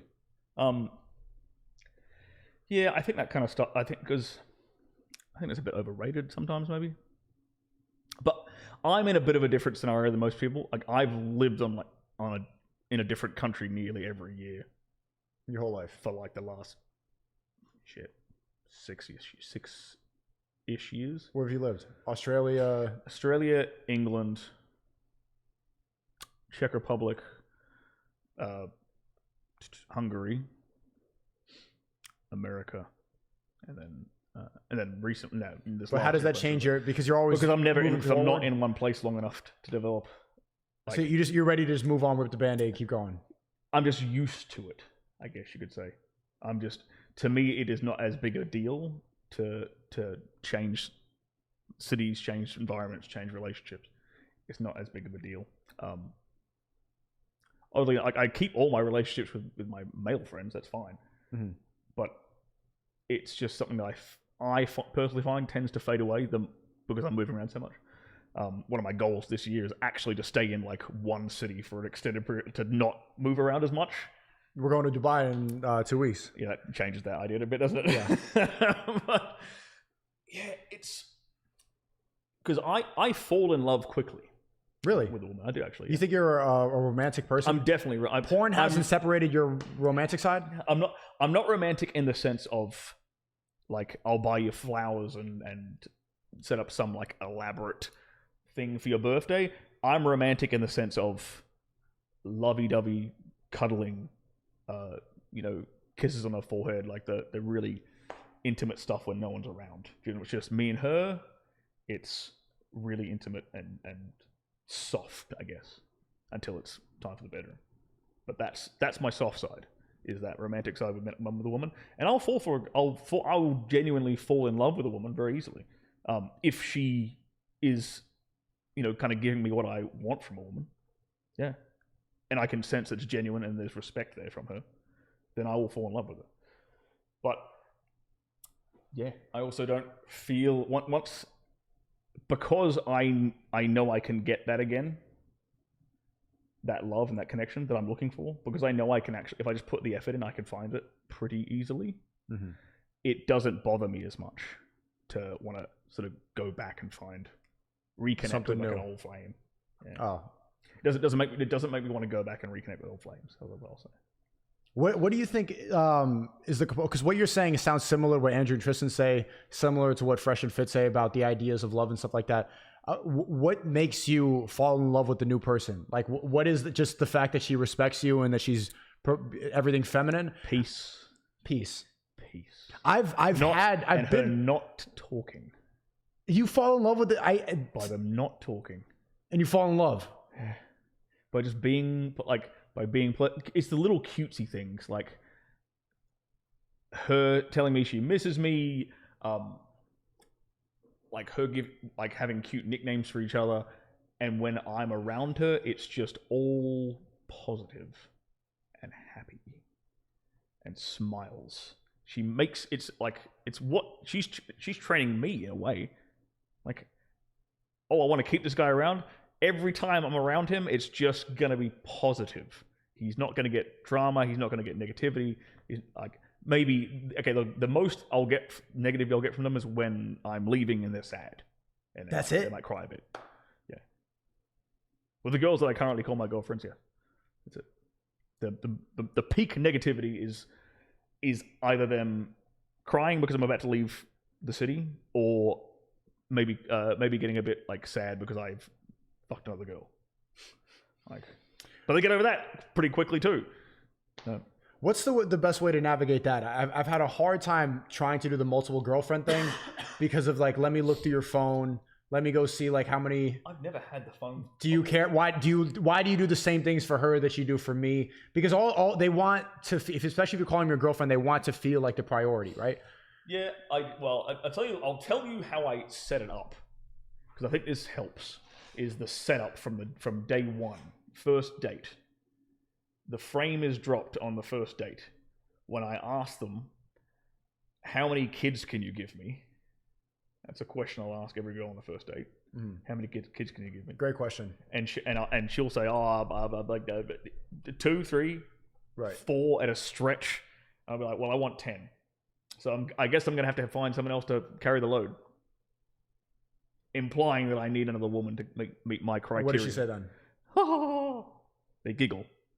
Really? They giggle at that shit. Okay. All the time. They giggle at that shit. And but what have I done? I've from the very get-go, I've laid down the foundation of here's what I want. This might sound like I'm being silly, but I'm actually being, and they'll probe that. I'm like, no, I'm 100% serious. I want like 10 kids. I want a big family. If you can't give me that many kids, fine. That's totally okay. I'll just have to find another woman to help out. The way you're saying help out, that's good. That's good. Yeah, but it's like, I'm not trying to make it perverted. I'm trying to make it wholesome in a weird way. But that is it starts there, and now they've got that in the back of their head. Like this motherfucker's serious. He ain't joking around. I think there's a part of him that's actually serious about this. And so, okay, when it comes down, and another big part of it is it helps that I have other friends who are in the same thing, doing the same thing, who live a similar lifestyle. Who, when I'm like, so it's normalized. It's totally normalized, because if I bring one of my girls, like my Romanian girl, like she will hang out with me when I'm hanging out with Andrew and Tristan. So it's like, but she'll be with me for like say 2-3 nights in a row, like at dinners or whatever, and all partying or whatever. And she'll see that not Andrew, but she'll see that Tristan's definitely with a different girl each night, and she'll be like, well. If his friends are doing this, then when I'm not around, yeah, it's tough. What is he doing? And my Romanian girl's fucking switched on. She gets it. She's trained, bro. I'll show you some fucking text messages. I'm not gonna. I obviously won't show this to the camera. Right. What was the funny? I had this. Oh, hang on. Oh, I also find it kind of cute and funny when a girl is like somewhat. Like adorably psychopathic. What? So like, it's a great example of this.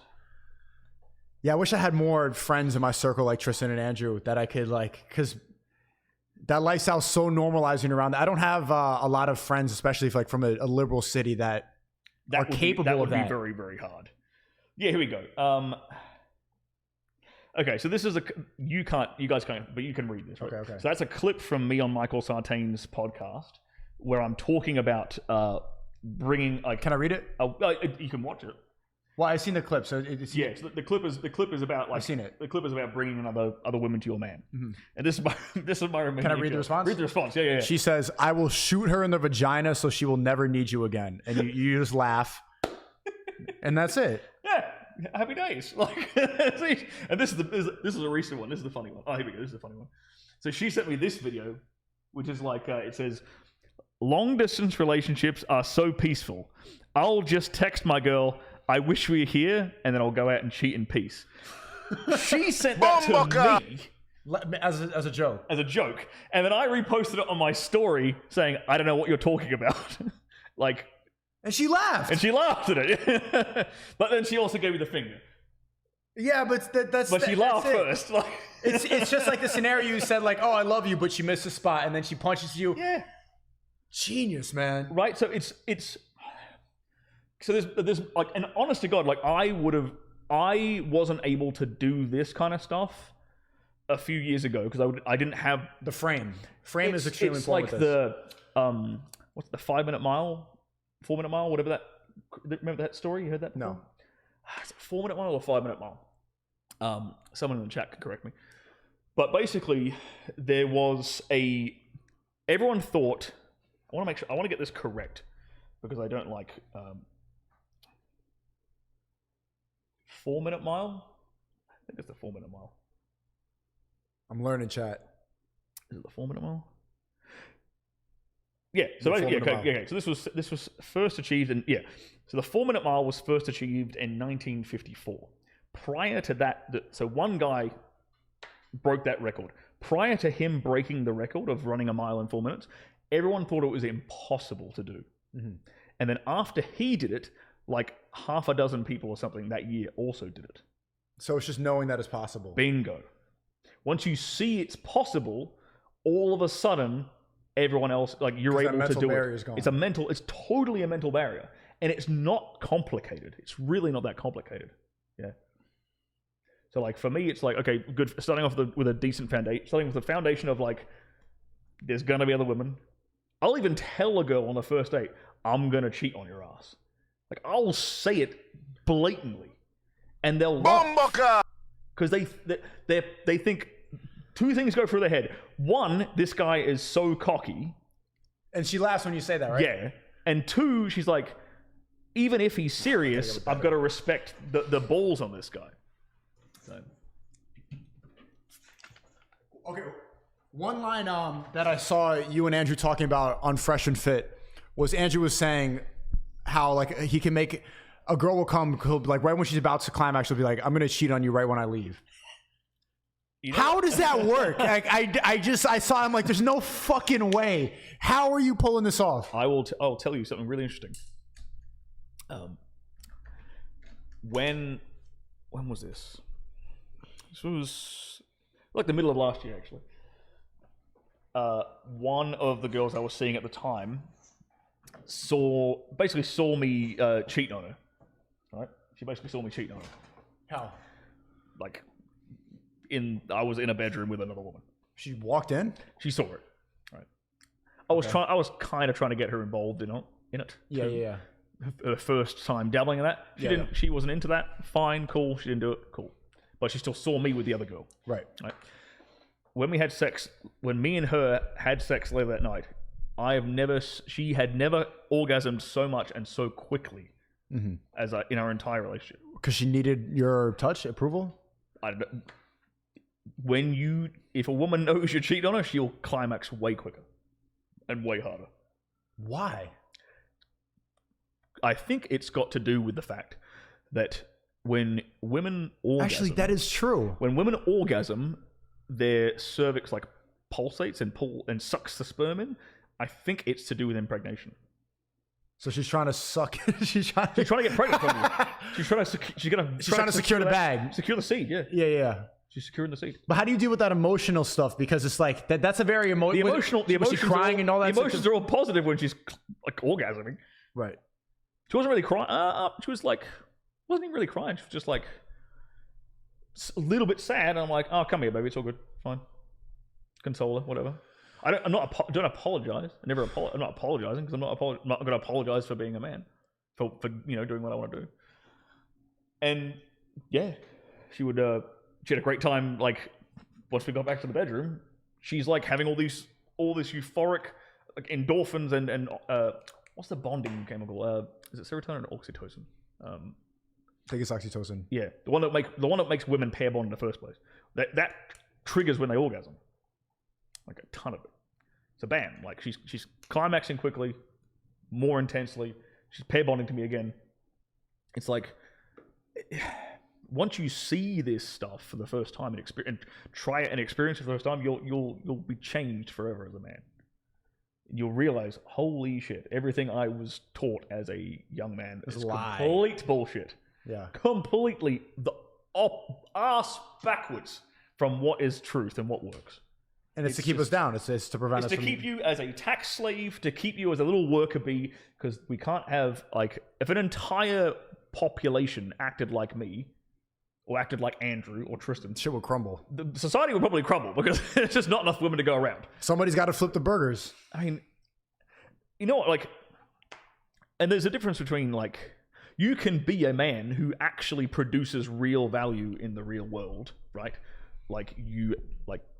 You build buildings, you do a plumbing job, you're a carpenter, you're a bricklayer. Like you can do something that actually adds value, and you can still have the same mentality that I have.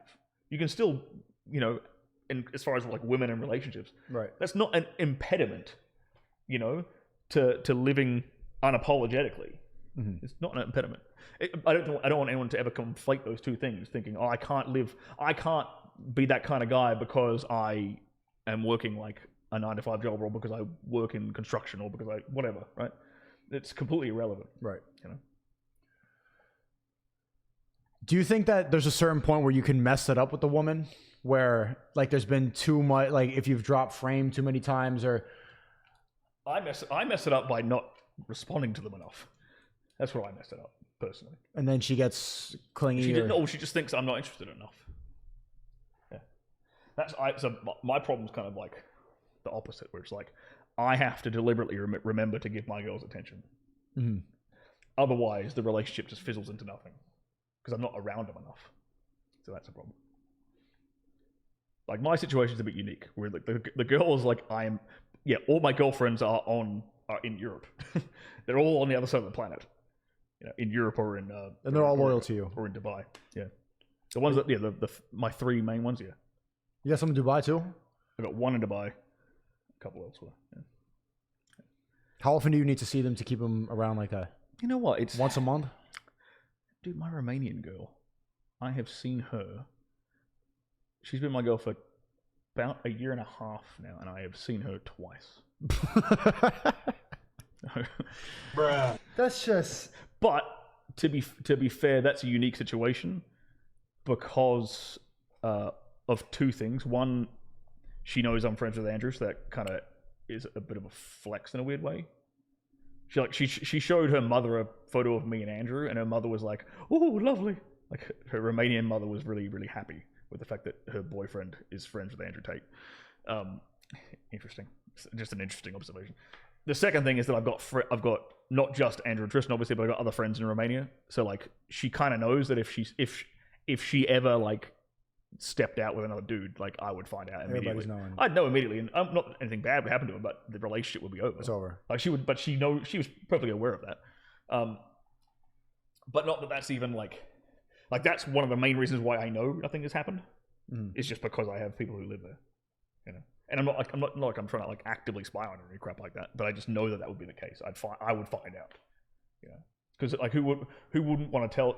It's kind of also like, oh, that's Stirling's girl.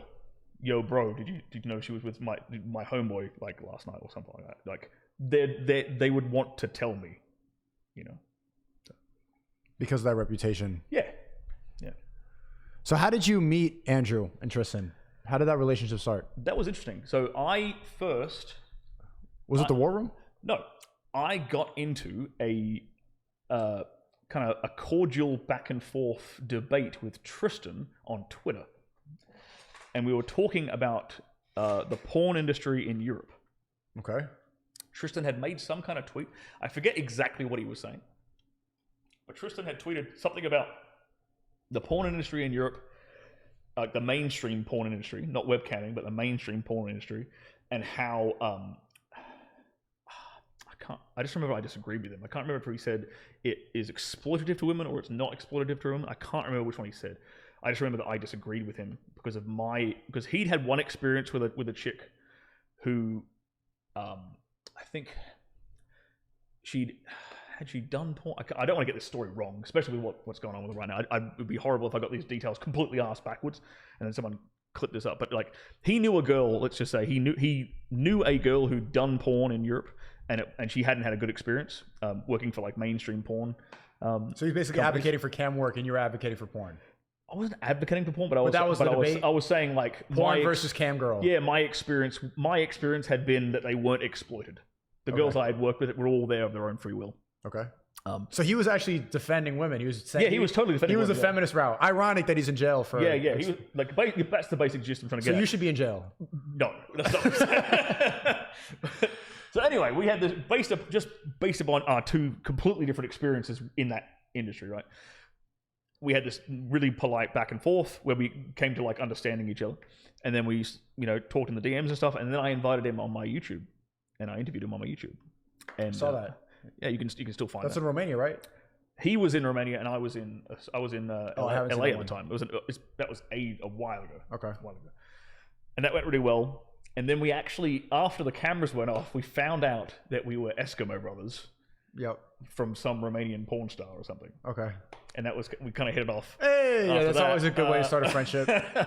But then Andrew and I followed each other and we started chatting. And at the time, the whole COVID stuff was kicking off. And they were running around Europe, like avoiding all the laws. And I was actually doing the same thing. I'd fled LA. I went to the UK to meet up with my best friend, who's also like based and doesn't buy into all that crap as well. Mm. And we were basically like, all right, let's get as far away from lockdowns and rules and masks as we possibly can. Let's find somewhere to go. And so I landed in England. I was supposed to quarantine for like 10 days. 3 days later, we drove through the tunnel to France. Good. With his crossbow in the back of the car for some reason. I just remember we packed the crossbow. Legal?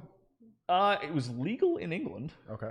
So yeah. I'm assuming it's legal in France. It is. I don't know. And we went from France through Spain, and everywhere we went, we kept getting like, we would be walking around outside without masks and stuff. And in Europe at the time, they were enforcing masks outside in public spaces.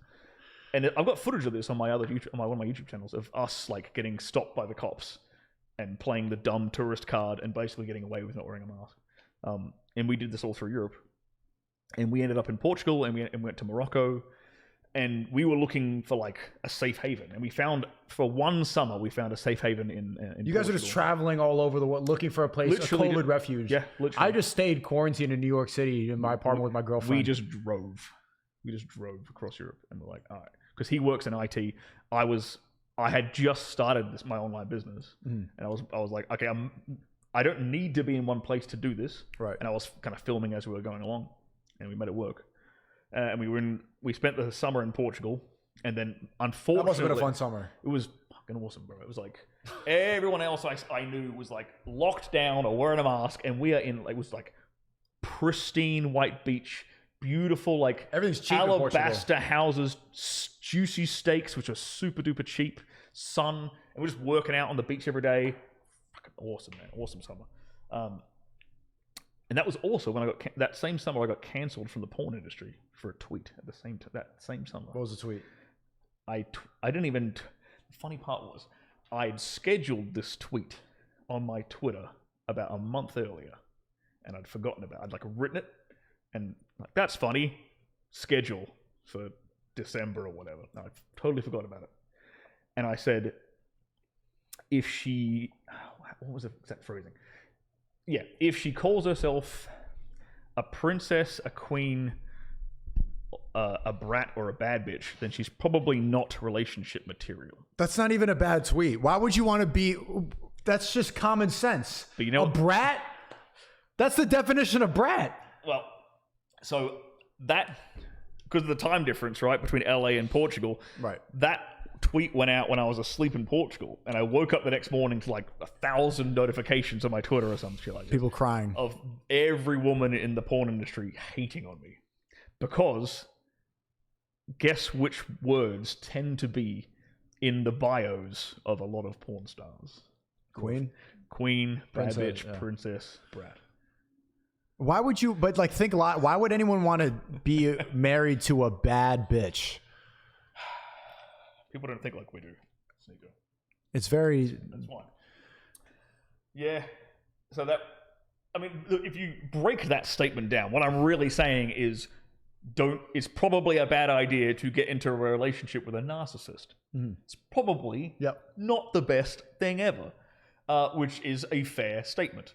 And yeah, the adult industry tends to be full of narcissists, so they didn't really react to that very positively. And it was over. The porn industry was over after that. You know what? Actually, I did shoot a little bit after that in Miami. Okay. Oh, where they don't care about that shit. They don't care about that shit. Okay. Latinos, man. LA was done though. Yeah, LA was done. I have not. Have I shot in LA since then? No, I don't think I shot in LA since then. I shot in Miami though.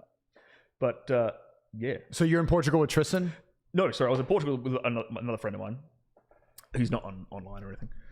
And then when I came back to America, Andrew and Tristan were having a War Room event in Las Vegas, and they invited me to attend the last evening's like social drinks or whatever. So I was actually, as far as I'm aware, I might be the only guy to have been invited to a War Room event without paying, without actually being in the War Room yet. I might be, because I rocked up and I got to all the guys that I'm still really close friends with today in the War Room. I met them all basically at that event. I met Justin at that event. I met Andrew and Tristan, obviously. I met a bunch of other key players in the War Room. And these actually, these they call them like courses and stuff like that. These networking events that like they're high ticket. These high ticket events. I was just meeting with somebody who's going to work on my merch. He met like everybody in business, his lawyer, his accountant, his business partners, all from like one of these life coach events that he had to pay like several 80,000 to go to. I think, for like a yearly membership or something like that. They have events all over. And this guy, like, I really respect. I had no idea that he was doing that. A lot of like my close friends in Miami, stuff like that, they had paid for my one-on-one coaching for their videos, stuff like that. It's pretty eye-opening how you could narrow down the people you want to meet with and how valuable networking is. You know what? Because I went to that event and then I joined the War Room like a couple of days later. I was like, yes, because I'd already met a bunch of the dudes in it. And one of the biggest things that attracted me to the War Room was prior to joining the War Room, I had felt like isolated and kind of alone. Especially during when all the COVID crap was kicking off. And remember my scenario, I'm in the industry, I'm kind of right, I'm very much right-leaning, I can't express my opinions, and everyone else around me is in California going insane. And like, I had this moment of doubt, like, am I actually the insane one? Yeah. Am I nuts? Because everyone I'm around is saying... That's why I caved in. That's why I started quarantining, because I was like, okay, everyone around me, like, I must be the crazy one for not... As soon as COVID dropped, I'm like, this is a ploy to sell vaccines. That was my first thought. I'm like, I'm not wearing this. I don't believe this. I don't want to like Clorox the wipes. Everyone's not freaking out. They just kind of just cave into the peer pressure. But I saw that for a bit, and luckily I had my friend in England who was like my kind of sounding board. Yeah. He's also not insane, and he also kind of saw through all the bullshit. And I'm like, okay, well, I'm not nuts. There must be other men out here who are not insane as well. And that was the War Room. And I found them all in the War Room. Every single guy I have met in the War Room has a very, very similar worldview and approach towards, like, obviously not identical, but we agree on a lot more than we disagree on. And we're able to have conversations where we can critique and poke at each other. Without getting triggered.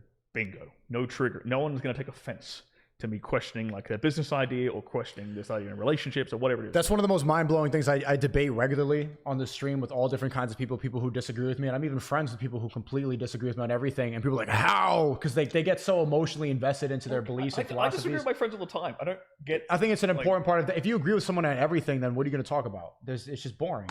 I like debate. I like disagreeing. If you're only friends with somebody because they agree with you on everything, I don't think you're actually friends. No.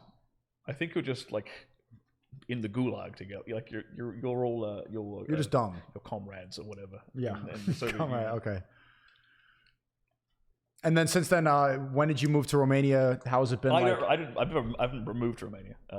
You have all these girlfriends there. You didn't even move there. I have one girlfriend there. I have another girlfriend elsewhere. Yeah, I didn't move there. I just spent like a summer there, and then I'm quick. What can I say? You work quick. I work fast. I fall in love quick. Well, I just yeah, you do. You told you I fall in love quickly. How many girls do you think you're in love with? 2. 2? Yeah. 2 or 3. 2 or 3. 2 out of 3. Okay. Third one's got some work to do. Yeah. So, I'll leave it at that. I'm sounding like a complete douchebag. No, you're not. You're not. See, you say a lot of the similar stuff that Andrew and Tristan say, but you say it like eloquently. You're like, yeah, this is like you're just like a gentleman. You know. Thank you. Well, okay. You know, it's less triggering when it comes from you. I hope so. don't want to end up in a Romanian jail, do I? No, hell no. Yeah. So your predictions. What happened was, yeah, and so now I bounce back and forth between like Miami and Europe basically. Yeah. But you want to be I classify in one place. Dubai as like Europe as well. Kind of, it's kind of in that general direction. There's more expats in Dubai than there are native people to the Middle East. Of expats. Like, I think local actual Emiratis, as in people who are from the United Arab Emirates, I think they maybe make up like 15% of the population. Yeah, it doesn't even count. Tiny. As the Middle East anymore. Tiny percentage. Dubai is interesting. One of these interesting cities where the actual like expat population, not the working force population, because the working force in Dubai is mostly Malaysian, Indian, Pakistanis who come over on like a work visa to do whatever job they need to be done, like construction or taxi driving or maids or whatever. That make up the giant majority of the population there, but they don't actually tend to live in Dubai proper. They tend to live on the outskirts in the, like, I guess, the workers' communities. Dubai, as a networking population of people who run businesses and things, is not that big. So Dubai is one of these interesting cities where you can actually, if you know 1 or 2 people, you can actually network with some seriously influential, wealthy people very easily. It's very unique like that. Yeah. I haven't been there yet. I'm really excited to go. I know a couple people, but that's fun. Do you recommend that? What do you think about the fall of the West? Do you think that the West is doomed? You've seen more than I've seen. You've probably more traveled. I think that like maybe Ye would be a good president, but it's hard to be optimistic. Ye'd be a fun president, that's for sure. Whew, you thought Donald Trump was fun. Ye would be halfway. See, I like that. I would much rather have a president who I find funny and entertaining. Trump was so funny. Yeah. I much prefer that than what we currently have, where it's like, Joe. This man has dementia. Mm-hmm. My grandmother passed away from dementia. I know what dementia looks like. He's got it. He has dementia. It's so obvious, and he's in charge of the free world. He has the nuclear launch codes. Like, Jesus, this is driving me insane. The decline of the West. I mean,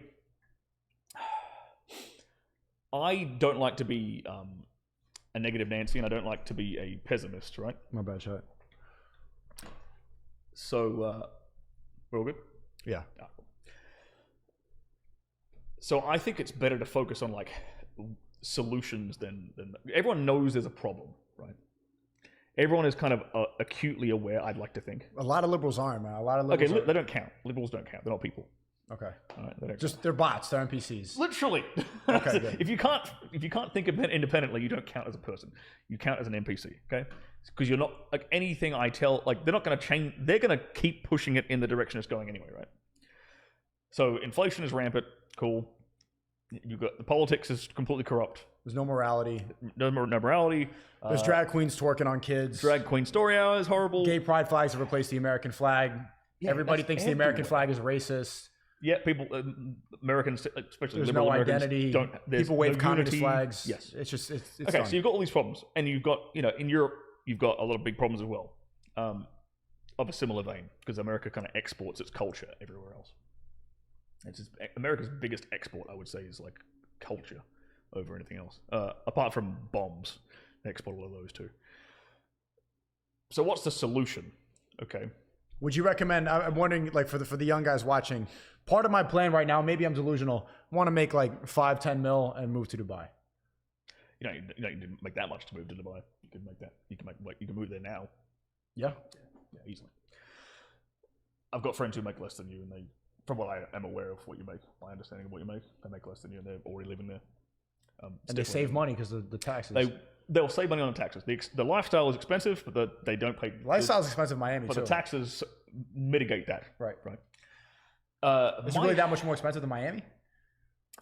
Not really. It depends if you want to, if you live that lifestyle. It's very seductive lifestyle in Dubai. So Dubai is a city that's designed to take your money. Same thing with Miami. And keep it there. I don't cook any meal. I just eat out 3 times a day. Okay, so you're going to be living pretty similar there. Now, my only problem with Dubai is that it's a desert. And the uber paranoid part of me, I'm not thinking about the decline of the West per se, I'm thinking about the collapse of infrastructure and the power going off, internet going down, food supply chains breaking down. That's where my mind goes in terms of, okay, what solution what can I do for that worst case scenario? Because in the meantime, okay, fine, I can go to Dubai. I can travel wherever I want to go, but that's a short to medium term solution. It's not a long term solution. We just What's your long term solution? For me, honestly, the long term solution is a homestead. For me, the long term solution is buying a plot of land, being self sufficient, having a farm, literally having a self sufficient farm. So grow my own food, so I know that there's no poison in the food. I'm not eating microplastics. These are pasteurized eggs, by the way. These are good eggs. Don't. Man, Got you. Got you. Good. He's not poisoning. There's no Bill Gates on it. I like this. But raise my own chickens. Solar panels on the roof. I can provide running fresh water on the property somewhere. Maybe it's coming off a mountain, or maybe it's coming through a water table, whatever. But basically, getting myself to a point where I'm sufficient and my family is sufficient, so I can raise a family and kids. How many wives do you want to have on that farm? 5. 5? Yeah. 2-3 kids each. Seems less damage on the womb, I guess. But or if I can get 10 out of 3 of them, I'll do 3 of them. Fine. How are you going to get them to all live in harmony? That's the hard part. I'll let you know when I figure that out. Okay. That's what I really wanted to figure out. But I have seen it done.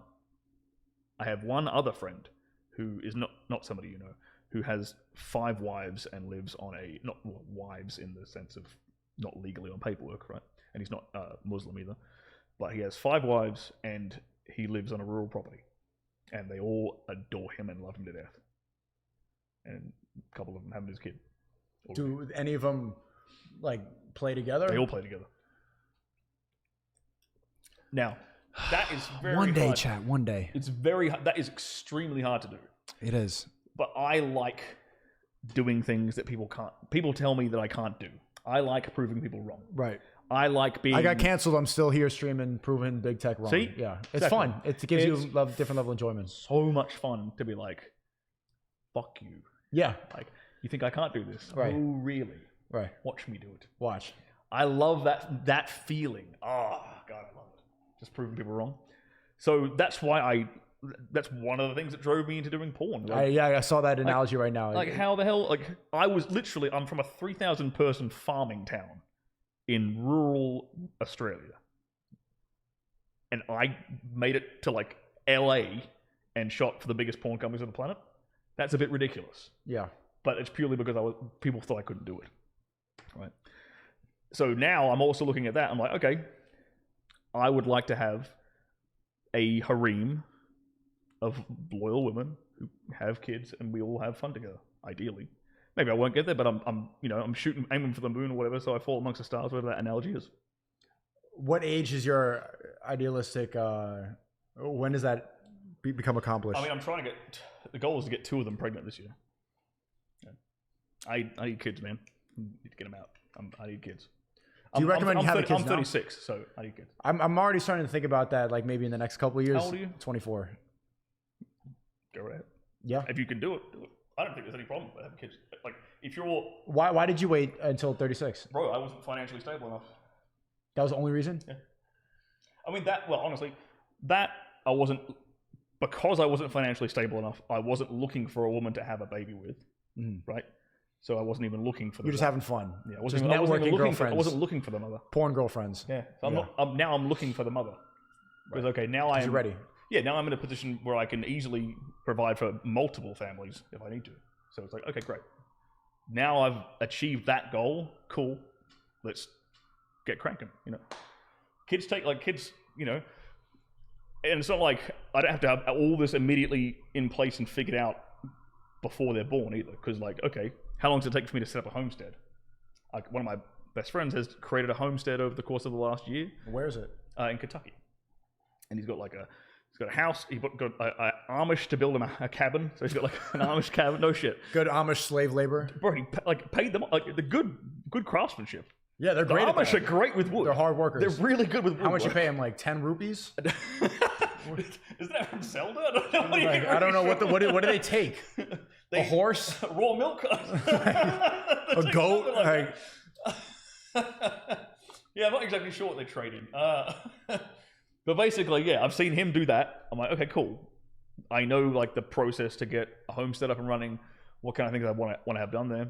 And so, okay, pregnancy takes like 9 months. That's like once I get a girl pregnant, I got 9 months leeway to get a few more things in place. Kid comes out, cool. We can live wherever we need to for the time being. Get the homestead ready, boom.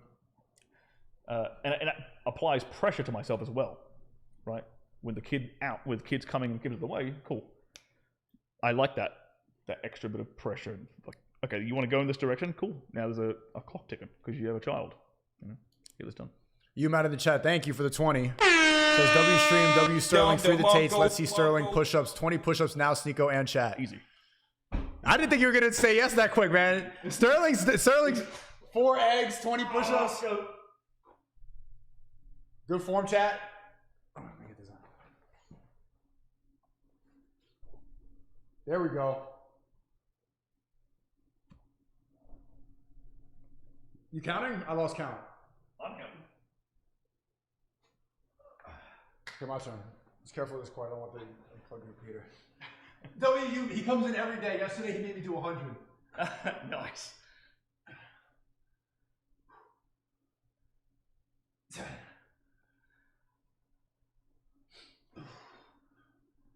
You didn't breathe at all doing those push-ups. I find it a bit easier to not breathe, like, because it keeps like the core in one spot. Ooh. Is that correct form or something? I don't know, that's correct. Mirror City, thanks for the 15. Both these men are teaching Riz. Y'all still here sipping for an 8.9 female who is not going to give you attention because she low value. Sneako, listen to these men. These women want masculinity, not simps. Yeah, I talk about this every single day, and there's still so many simps in the chat. Huh. I mean, I've always explained it. I know a lot of OnlyFans girls. I know a lot of girls who do sex work, porn, hot tub streams, all this stuff. And I try to tell them every single day, these girls do not respect, they laugh at simps. They just have absolutely no respect. They think you're pathetic. And is that true? Yeah, so the best example of this, I think, is watching the way that porn girls or you know, girls in the sex industry, right? The way they talk about their own fans in like their OnlyFans. It's sad to see the other side of it. There's absolutely no chance. You have to remove the idea that if you give more money, they're going to eventually. That's why in prostitution they call it tricking. Because once you pay for their attention, they're never going to see you as a person that they can respect. It's over.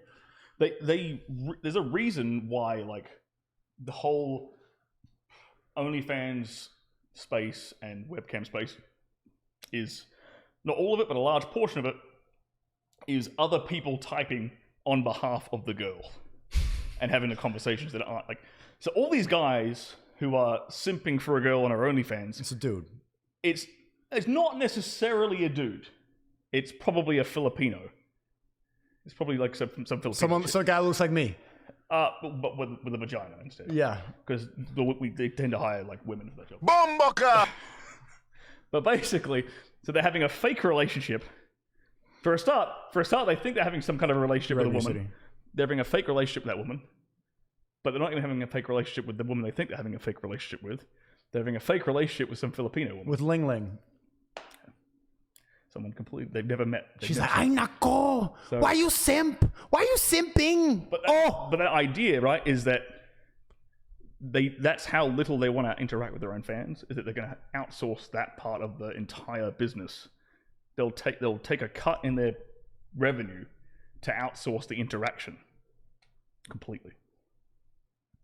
So what message would you have for the simps, for the incels, the guys, the sexually frustrated guys out there?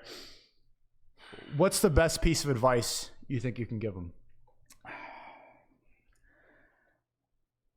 Be honest with yourself and look at yourself in the mirror and objectively think of like, okay, well, what are some of the reasons that I might not be currently attractive to the opposite sex? What could I do to change that? All right. I think step one comes with admitting you have a problem. Be that you're simping too hard for women. Your understanding of male or female dynamics is wrong and it's off, because your worldview is it should be a predictor of your results. If your worldview is accurate, you should be getting the life you want. Right. If your concept of reality, your concept of how the world works, if your concept of how money works is correct, you should make money. If your concept of how men and women interact is correct, you'll see the results. You will see results. So there's something wrong with your understanding of how the world works. It's your fault. On one level, it's always your fault. Take extreme ownership. Take responsibility for every aspect of your life. Not taking accountability that's what the bad bitch, the princess queen does. They do. She blames you for pointing out the truth instead of taking accountability. If you are lacking accountability, you're acting like a female. Yeah. And so man up, admit that, figure out what you can improve and get started. And typically the best place to start is physicality with the gym. Typically that's always the best place to start for a guy, because be that change your mindset. It's less about the physical thing, but it's the repetition, the consistency, it's the mentality, yeah, the confidence, the raisins, testosterone, everything. Your whole life improves. Be that lifting heavy weights. Do 20 push-ups right now. If you're an incel, just do 20 push. That's the best start. If you're an Get incel. down and do 20 just like that. But breathe every rep. I recommend breathing.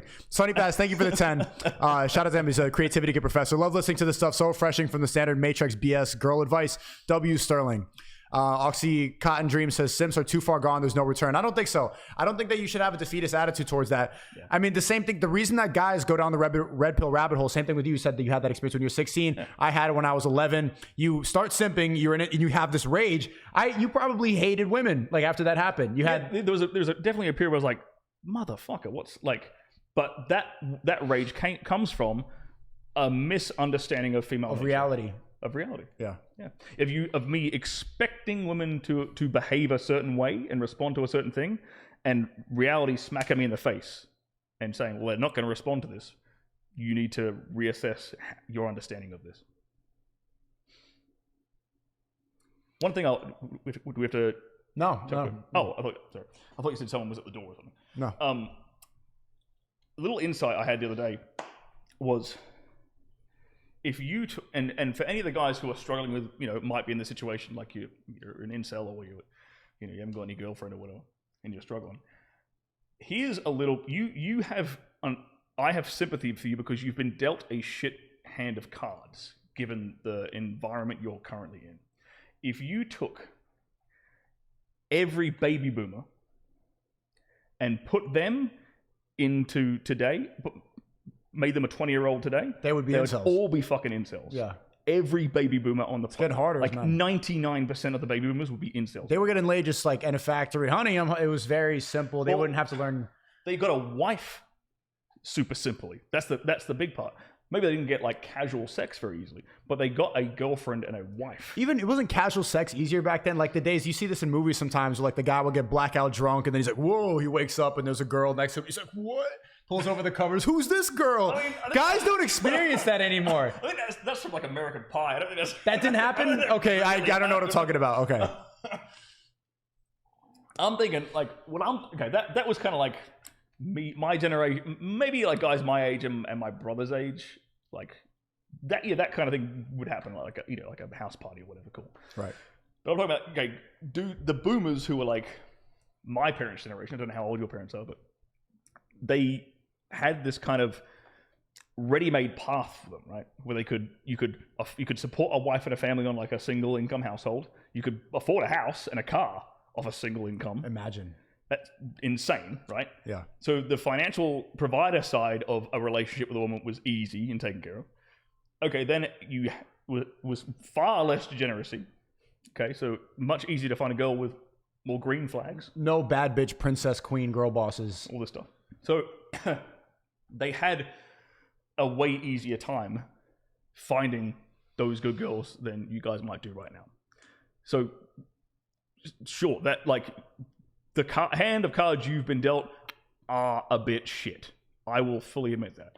But you can't change that. You can't be mad about the card you hand you're dealt. It's going to make it harder. That's the hand you dealt.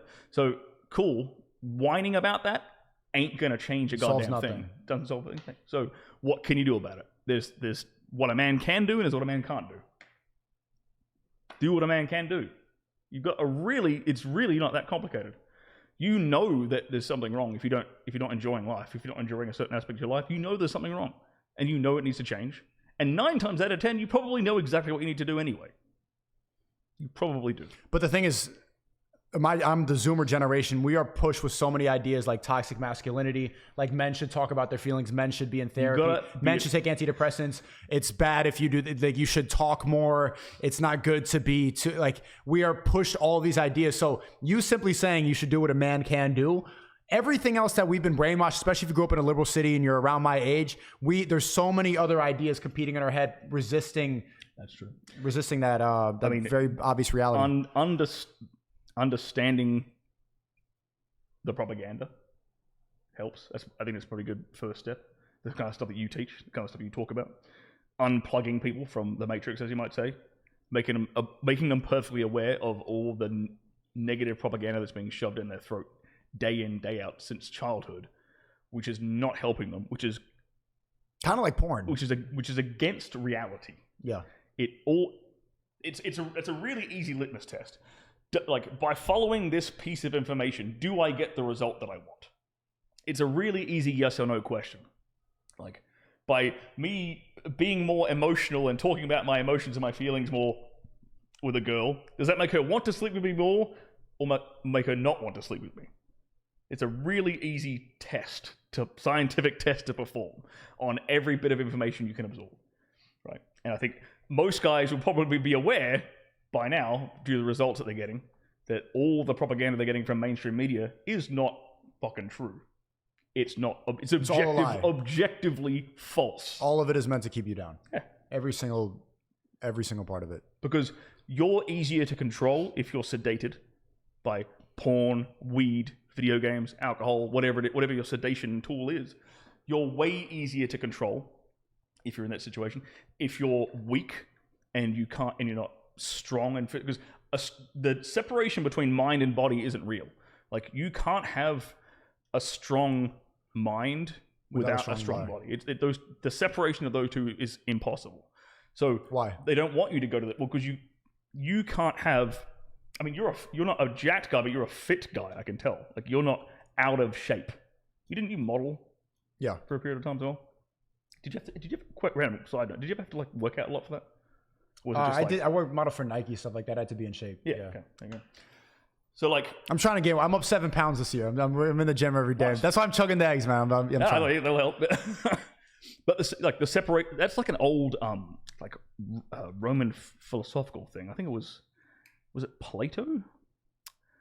Bruce Lee talks about that, but that's not that. Bruce Lee talks about it. But I think it might be. It's either Plato or Socrates.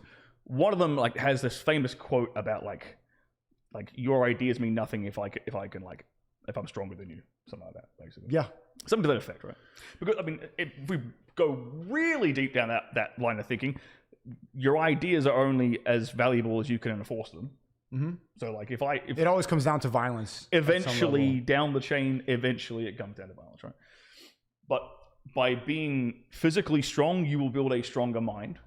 You will become more resistant to obstacle and challenge and pain and adversity just by putting yourself through the crucible that is either a martial arts gym or a regular weight training gym. You'll get stronger mentally. And that makes you harder to control. So of course they want you sedated, they want you weak, because you're easier to control if you're sedated and weak.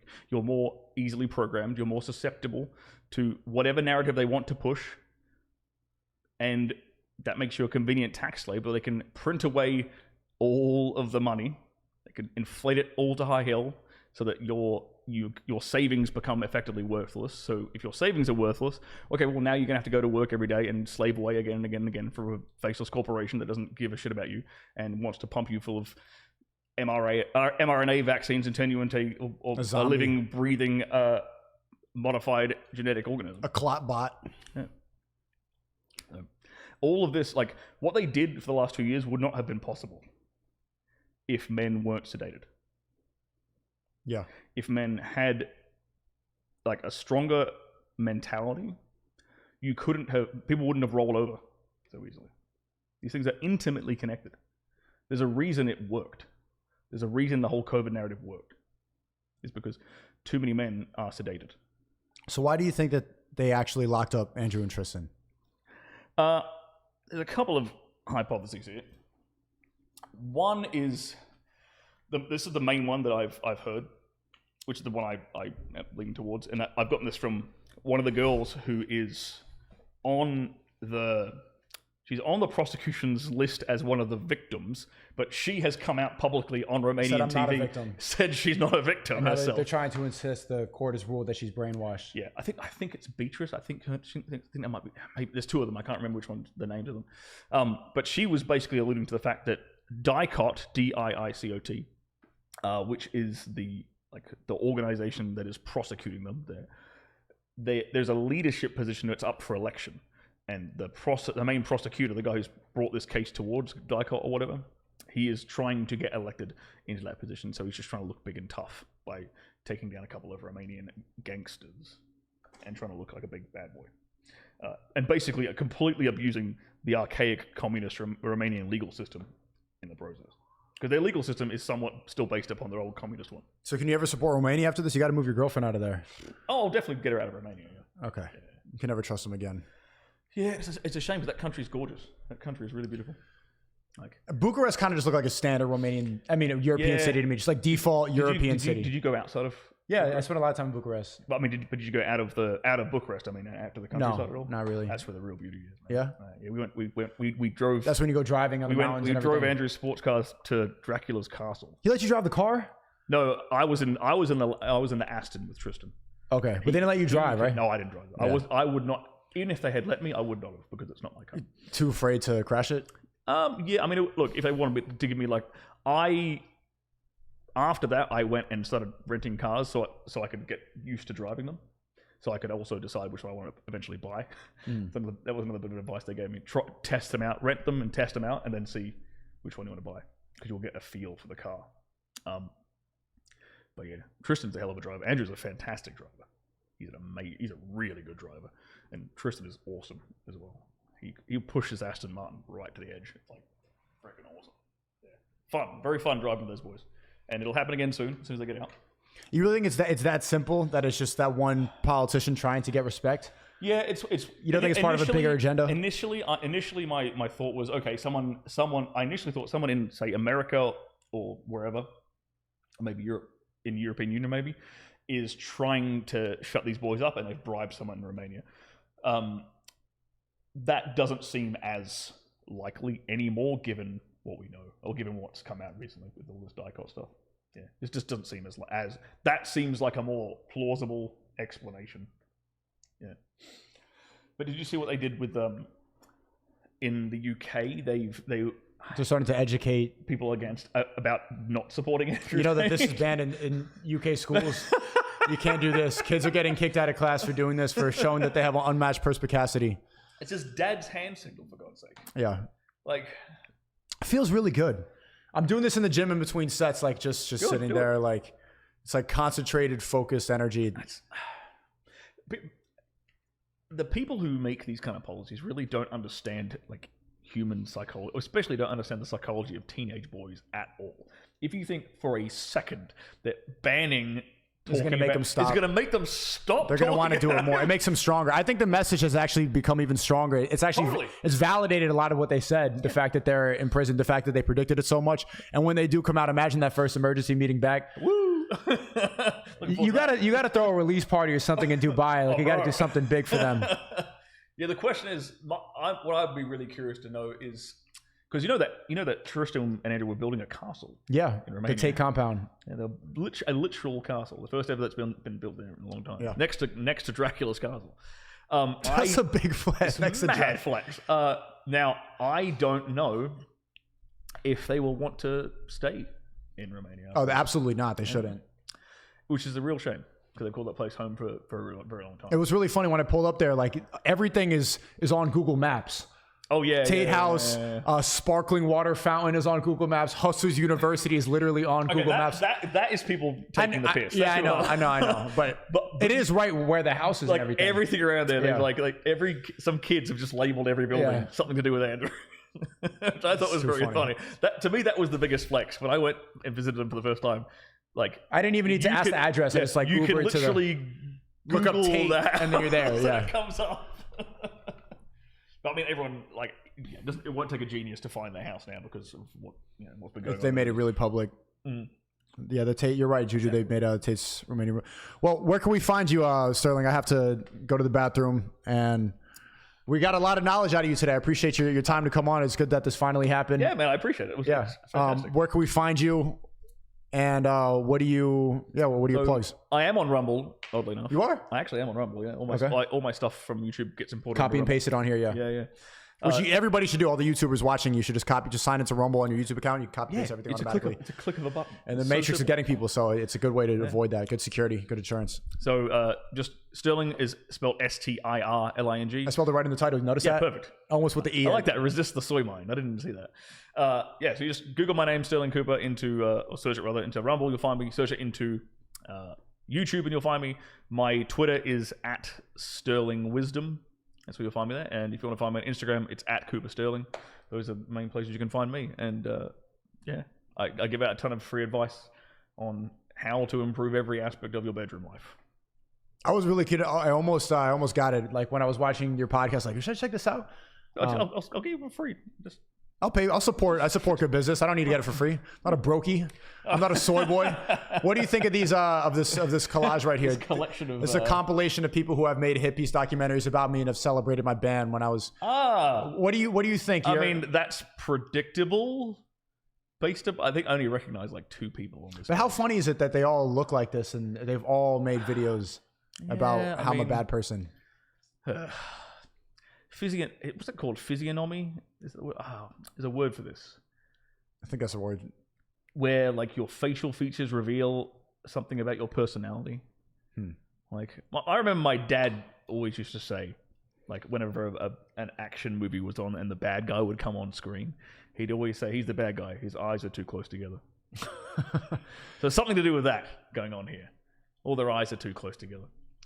What advice would you have for them? Because they obsessively watch this stuff. They're waiting to clip up another documentary. They might even clip you up and call you misogynist for saying the training part. Hooray! So what do you have to say preemptively for the documentary that's being made right now about these problematic misogynists talking about red pill? God damn it. Look, if you have a problem with men trying to help other men understand reality more accurately, then you are the problem, my friend. Not us. Simple as that. Thank you, Stirling Cooper. It was great to have you on, and I'm excited to go to Dubai. I'm about to go book my flight. I was debating it today. Myron was telling me about it, and heard Justin was coming, and if you're coming too, I think that's it's going to be... I didn't even know they were going. It's purely coincidentally. Oh, okay. Yeah, I'm going out for other reasons, but fuck yeah, we'll show you around. Have a good time. I'm excited. Chad, it's been already a 3-hour stream. They're begging me to not leave. Oh, damn. We've been here for 3 hours? I was there for like half an hour before. Yeah, it flew by, right? I think you came on. It's been 2.5 with you. Oh, damn. Nice. Yeah. Nice. Yeah. This is easy. This is great, yeah. Easy to talk to. I like this. I like when I can just riff again, especially because we haven't met before. Yeah, that first like, interaction bam, is bam, great. bam, It's bam, great, you great. just go on for ages. I love that. Yeah. Thanks for coming on, man. We should do this again in the future when you're back in Miami. We're both back here. Let's do it, bro. Appreciate everything. Make sure to follow the stream. Make sure to sign up to Locals if you miss any of the stream. You can press the join button. The Creativity Kit. We have a call every single day. Drink that egg wine. Shout out to Bill Gates. Be safe, y'all.